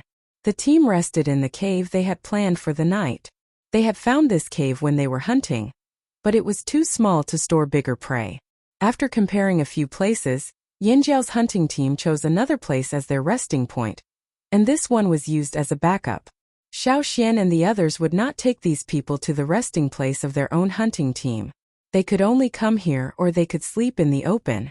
Only idiots would lead these people to their own secret base. Xiaoxian did not trust these people. They set up the firewood and boiled some water in a stone pot they made temporarily. Then they boiled a pot of soup and roasted some meat. In the forest outside the cave, there were some squeaking noises echoing in the air. He didn't know what it was, but it sounded creepy. The mud on their bodies had already coagulated, But they did not dare to take it off because they did not know if they would encounter more mosquito swarms later. Fortunately, the smell of the black mud had faded a little after it had coagulated. Even if it had not faded, they felt that it was bearable now. As the saying goes, one does not know how bad it is after smelling it for a long time. At first, some people were worried that Xiaoxian was playing a prank on them by giving them some mud with feces. Later they found out that the black mud came from some pits near the stream, because there was a kind of animal that liked to eat mosquitoes living in those pits. Therefore, mosquitoes were disgusted by the smell of the black mud, and would automatically avoid it when they smelled it. After knowing the truth, they felt a lot calmer. But what they did not know was that many animals that went to drink water in the pits where the black mud was produced would also be dragged into those pits. Although the Yinjiao people looked serious, they were actually laughing in their hearts. "What is that?" Chusu said, pointing at the foot of the mountain. Xiaoxian looked down the mountain. In the dark, there were some shining curves in the forest, winding to the distance. There was a small river there, and those shining things were actually some small creatures living by the river. At night, they would float from the bottom of the river and gather near the river bank. The light they emitted would attract some animals that were attracted to the light. When those animals touched the water, they would find that they were glued to the water and unable to break free. In the end, they would be dragged into the water and eaten. "Don't go there. They will eat you," Xiaoxian said. Not every place that glowed was a channel that produced gems. Some places were absolutely dangerous, especially in a mountain forest like this. On the 15th day in the forest, the team had already left Yinjiao's hunting area and entered the heart of the fearsome beast forest. They had to be more careful as they went forward, because the 5 Yinjiao people did not have much to guide them. No one knew what would be in front of them. The team slowed down. Xiaoxian, Duokong, Mai, and the other 4 gathered together. It looked like they were discussing something, but in reality, the other 4 were covering for Xiaoxian. They had seen too many Yinjiao people like this over the past few days, so they were already used to it. Therefore, the people from the other 6 tribes did not pay much attention to it and gathered together to discuss. In a place where no one could see, Xiaoxian was quickly tying a knot on a straw rope in his hand. When Xiaoxian opened his eyes and looked at the rope that was finally tied, he read the hints given by the knots. Xiaoxian pointed in a direction. "Over there." The Yinjiao people had just finished discussing the direction when they heard a slightly arrogant voice say, "This old man has observed the weather and predicted that there will be rain tomorrow. At the latest, it will be the day after tomorrow, and it will not be light. It may even last for 2 to 3 days. How do you plan to deal with it?" Xiaoxian looked at the person who spoke. It was an elder of the Longboat tribe named Muyu. Along the way, he had heard him talk about observing the weather several times. The day before yesterday, he had even said that there would be no rain in 3 days. In fact, ever since they entered the forest, it had not really rained. Even if it did, it was just a small dot. Most of the time it was sunny and the temperature was getting higher. Looking at the other tribesmen, they seemed to believe Muyu's words. The 4 Yinjiao people glanced at the old man who was sitting there pretending to be deep in thought, then looked at Xiaoxian. They did not believe anyone but Xiaoxian. Xiaoxian shook his head. The arrogance on Muyu's face became even more obvious. He felt that when it came to observing the weather, no one here could compare to him. Perhaps the Yinjiao shamans had similar abilities, but that was different. The shamans used shaman power, while he relied on his rich personal experience. Moreover, there was no shaman here. The Longboat tribe spent most of the year on boats, traveling along the river, so they were more knowledgeable. Observing the weather was a skill that many crew members had to learn. They could judge the weather early, and they could also prepare in advance to reduce losses. Finally, they had a chance to show off their strengths. The Longboat tribe also felt a sense of relief. No matter how good the Yinjiao people's survival skills were in the fearsome beast forest, they could not judge the weather a few days in advance, right? These days they had not heard them talk about it. At most, they could predict the next day's weather from the evening or night sky. They also thought that Xiaoxian's action of shaking his head meant that he did not know the weather. The other tribes were discussing finding a place to take shelter from the rain in advance. They were prepared to hide for 2 or 3 days. They did not want to walk in the rain in this forest. The 4 Yinjiao people knew that when Xiaoxian shook his head, He was actually saying, "Don't listen to his nonsense. There was no rain. Continue in the direction of the divination." Therefore, from the moment they entered the forest until now, this was the first time they had such a big disagreement. Yinjiao wanted to continue in the direction they had decided, while the other 6 tribes were more inclined to the Longboat tribe's decision. They wanted to find a place to take shelter from the rain first. Well, Xiaoxian was not angry. He said in a calm tone, "This place is beyond the range we are familiar with. We have done our duty of leading the way. If you have other decisions, we will not object. But we will still follow our own plan." "Wait, we will go with you," Gula hurriedly said. Since the Hui tribe had cooperated with Yinjiao and chosen the Yinjiao side, they should not betray them at this time. Moreover, Gula also felt that it was better to follow the Yinjiao. At worst, they would get wet in the rain. But the eagles in the sky would suffer. They did not like to get wet in the rain. The people of the Mang tribe looked at each other. Chusu said, "Then let's go together. The Mang tribe is not familiar with the forest. We hope that the Yinjia brothers can help us." Huang Yi, the leader of the Mang tribe, did not say anything, which meant that he agreed with Chusu's decision. Although he felt that Muyu was right, at the same time, after 10 days of observation, he felt that the Yinjiao people's beast-like intuition was very rare and worth studying. Just as Chusu said, in this forest, it was better to observe how the Yinjiao people acted. The people of the 8 Limbs tribe looked at each other. But since the people of the Mang tribe were on their side, they could not stay on the Longboat tribe's side. It was better to cooperate with the Mang tribe. The people of the Thousand Masks tribe did not say anything. They took big steps towards the Yinjiao side, which made Muyu's eyebrows twitch. Seeing this situation, the Feather tribe's determination to stand on the Longboat side was shaken. "No, it's over. There are only a few of us here. We will definitely be at a disadvantage." So Guji, the leader of the Feather tribe, sighed. He smiled apologetically to Muyu and led his people to stand on the Yinjiao side. The people of the Longboat tribe. How could they choose in this situation? Anyway, they would definitely not choose to be alone. So Muyu, with a pale face, continued to follow the Yinjiao side with the others. "Why did you choose this direction?" Huang Yi asked Xiaoxian. "Because I think we can find the slaves of Rock Hill City here," Xiaoxian said. Behind him, Muyu snorted. His voice was neither soft nor loud, but it could be heard. Xiaoxian's face did not change at all, as if he did not hear the sarcastic snort. He led his people and continued to walk. The next day, blue sky, white clouds, and scorching sun. It did not look like it was going to rain. Muyu's face became uncomfortable. On the 3rd day, the sun was shining in the sky. The scorching sun was still scorching the earth. Muyu was quite uncomfortable. He kept his eyelids down and did not look at anyone. The people of the Longboat tribe did not say anything.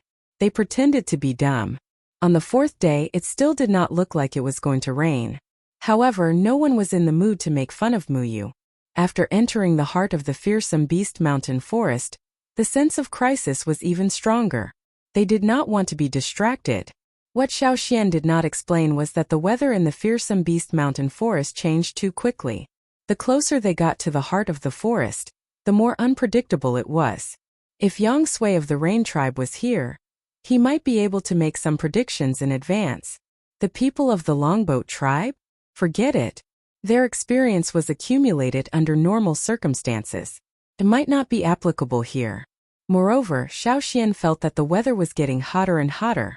It was already out of the ordinary and unpredictable. Even if Xiaoxian learned to observe the sky from others, he could not accurately predict the weather unless he used not divination. Xiaoxian would not say these explanations. He would not give Muyu a way out. Who asked him to be so arrogant before? In the forest, the insects hiding among the leaves were noisy. Xian, Mai, who came down from the tree, pointed in a direction with a serious look. Xiaoxian jumped up the tree and looked in the direction Mai pointed. Not far ahead, there were some gray figures flying among the verdant green. What's wrong? Gula asked. Let's go ahead and take a look. Those gray figures were a type of scavenger bird. When Xiaoxian arrived, the ground was almost covered in a layer of gray. Sensing people coming over, the gray figures shouted and flew into the sky in flocks. The layer of gray that originally covered the ground was also removed. There were the bones of a fearsome beast on the ground, as well as a few human bones. Whether it was the humans or the fearsome beast, their original appearance could no longer be seen. Less than 1/5 of their bodies were eaten. There was a broken spear stuck in one of the bones. The spearhead was made of metal and not stone. It's those slaves. Seeing this, the people of several tribes were delighted. The flaming horns were right. As they walked in this direction, they actually found the group of slaves sent by Rock Hill City. Chapter 538. There were many broken branches around them. The branches and leaves that blocked the sky above were scattered on the ground, revealing an empty space where Yangguang could shine directly on the ground. Under the hot weather and scorching sun, the smell of rotting meat spread everywhere, attracting many scavengers. However, they didn't know if it was because a huge beast had been angered here not long ago. Other than the group of gray-feathered scavenger birds and some small flying insects, they didn't see any larger animals. After looking around and finding the tracks they were looking for, the team set off again. Since they had already found the tracks of the slaves sent by Rock Hill City, it was much easier to follow the tracks. After all, there were many slaves. It was said that Rock Hill City sent 500 people this time. Compared to the entire tribe or Rock Hill City, it wasn't a lot. However, to send 500 people all the way from the desert and into the fearsome beast forest was a big deal. Now Xiao Xian's team only had 50 to 60 people. After finding the tracks of the slaves, the others no longer doubted the words of the Yanjiao people. In their hearts, they were glad that they chose to follow Yanjiao. Otherwise, if they had to look for a team of 500 people in such a large forest, they might not be able to find it even after 100 days. Many of the tracks couldn't be maintained for too long. The self-healing speed of the forest here was much faster than people thought. Even the corpses they saw were almost eaten up. Tomorrow there wouldn't even be a bone left. Because the team entered the forest much later than the slaves, the tracks left by the slaves were mostly covered by the self-healing of the forest, so they didn't know where the slaves went in the beginning. Thinking about it this way, the tribes felt that the sincerity they paid to Yanjiao was quite worth it. It was much harder to find a satisfactory place to rest if they were out of Yanjiao's familiar range. There were more hidden dangers in the forest and they were more hidden. It was impossible to guard against them. Following the trail left behind by the slave caravan for 4 days, 5 out of the 63 people in the caravan were now missing.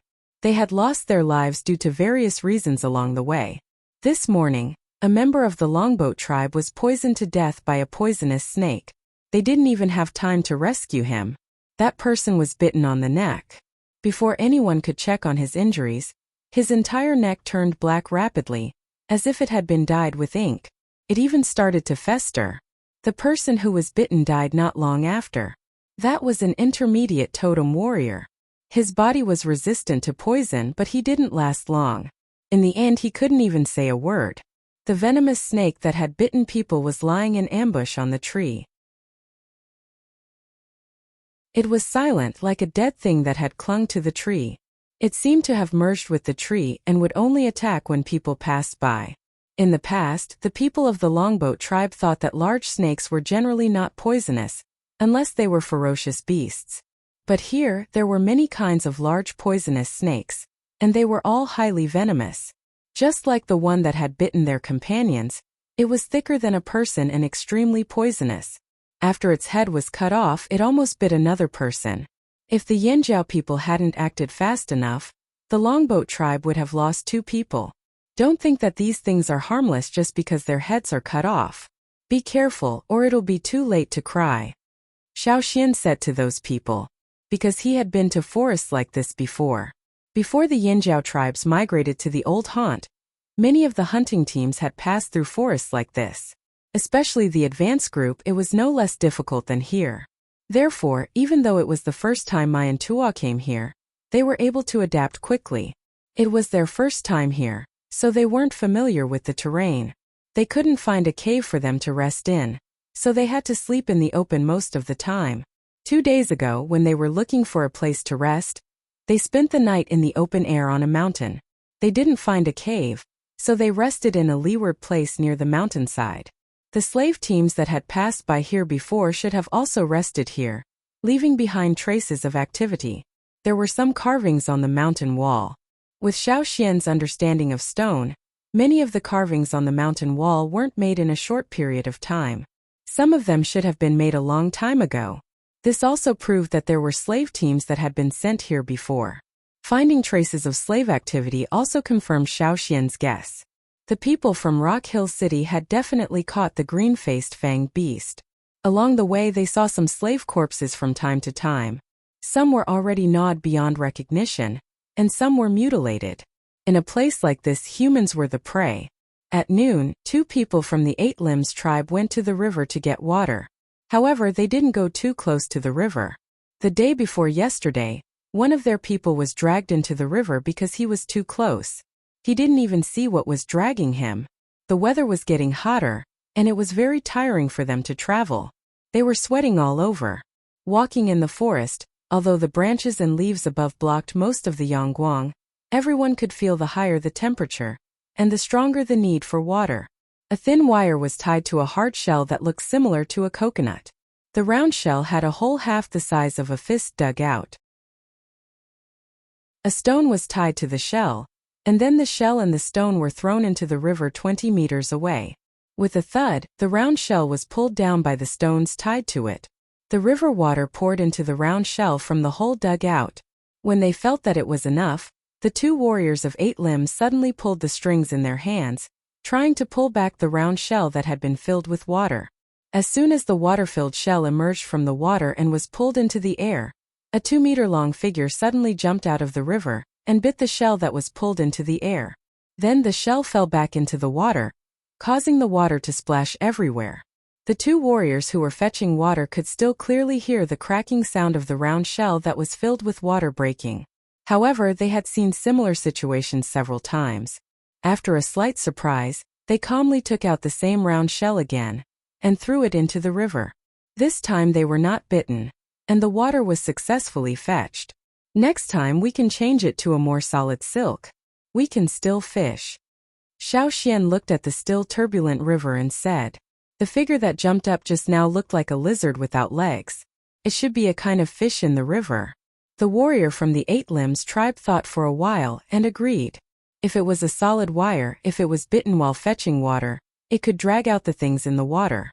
Maybe it could solve the problem of food at night. He couldn't drag it out by himself, so he asked the Yinjiao people for help. The Yinjiao people were strong. The 8 Limbs tribe was rich in spider silk. Different species of spiders produce different kinds of spider silk. After processing, some silk was soft enough to weave clothes, and some was stronger but harder, suitable for weaving nets, setting traps, and catching prey. For the young people in the team, this was a rare experience, far better than the one in the desert. They not only had to follow the traces of the slaves, but also had to solve the problems of food and water. Sometimes they even had to fight with the bear for a cave. In the ferocious beast mountain forest at night, the cave was much safer. When they were looking for a place to rest for the night, they encountered a situation of fighting for a cave, but they didn't win that time. The giant bear was too smart and it didn't come out at all. No matter how they provoked it, it just stayed in the cave and guarded that place. If the giant bear was lured out of the cave, they could cooperate to deal with it, or even turn it into their dinner. But if the bear didn't come out, it was difficult. The people outside couldn't rush in, and the bear in the cave made full use of the terrain to defend. The people in the team took turns to attack it, but they still couldn't lure it out. Chu Su and the others were roared at by the giant bear. The giant bear must have eaten fish, because its saliva still had a strong fishy smell. Now Chu Su was walking with the fishy smell all over his body. However, they didn't know if it was the effect of the giant bear's saliva, but there were several times when the people in the team were ambushed by beasts, but none of them attacked Chu Su. This was another kind of luck for him. Another half a day passed, and when the team went over a mountain, they stopped halfway up and planned to rest. "What's wrong?" Seeing Xiao Xian standing on a rock and looking into the distance, Duo Kong and the others came over and asked. Xiao Xian pointed to the front. "Did you notice anything different?" "Different." Duo Kong and the others looked in that direction. "There are many mountains. Not only that, the leaves in that place are very different. Xiaoxian pointed out. Now that you mention it, I think so too. The leaves there look soft and tender. Duokong touched his chin and reached out to pluck a leaf from a shrub next to him to take a look. Perhaps it was because the weather was too hot and there was no rain for a long time, but many of the plants here looked a little withered. The leaves on the branches a little further away from the trunk looked very listless. However, when he looked in that direction again, although he couldn't see what kind of plants were growing on the mountain due to the distance, the emerald greenery there was indeed very eye-catching. Even the slanted sunlight couldn't dim them, especially in such a hot climate. The greenery there was so tender and fresh that water could be squeezed out with a little pinch. It was very refreshing. Hey, look, there's smoke over there, Mai said. Mai's voice also attracted the others in the team to gather and look in front. Among the towering mountains in the lush green field of vision, some gray smoke was rising from the mountain forest over there. However, because of the wind, it was blown away as soon as it came out. It's that group of slaves. It must be them. We've finally caught up. The people in the team were excited. Xiaoxian looked at the mountain over there and said, maybe what they're looking for is in the mountain forest in front of us. The team was silent, and more than 50 pairs of eyes looked at Xiaoxian. Elder Xiaoxian means that it's here? Huang Yi asked. Along the way they had seen a lot. Their attitude towards the Yanjiao people had also changed significantly, especially Xiaoxian, who played a role in decision-making. When Huang Yi and the others spoke, they would use the word elder, which was also a kind of recognition. However, Xiaoxian didn't care about this. He didn't care whether others recognized him or not. At this moment, Xiaoxian looked at the mountain forest in front of him, thinking about the information about the green-faced fanged beast. There were many mountains in front of him, so there should be more water. At first glance, it gave people a sense of tranquility. In the fearsome beast mountain forest, it could be considered a special area. The green-faced fanged beast could really be there. You're tuning in to the Li Mei's Wuxia Whispers YouTube channel. We're so grateful for your support, and don't forget to subscribe to join us on this incredible journey through captivating stories.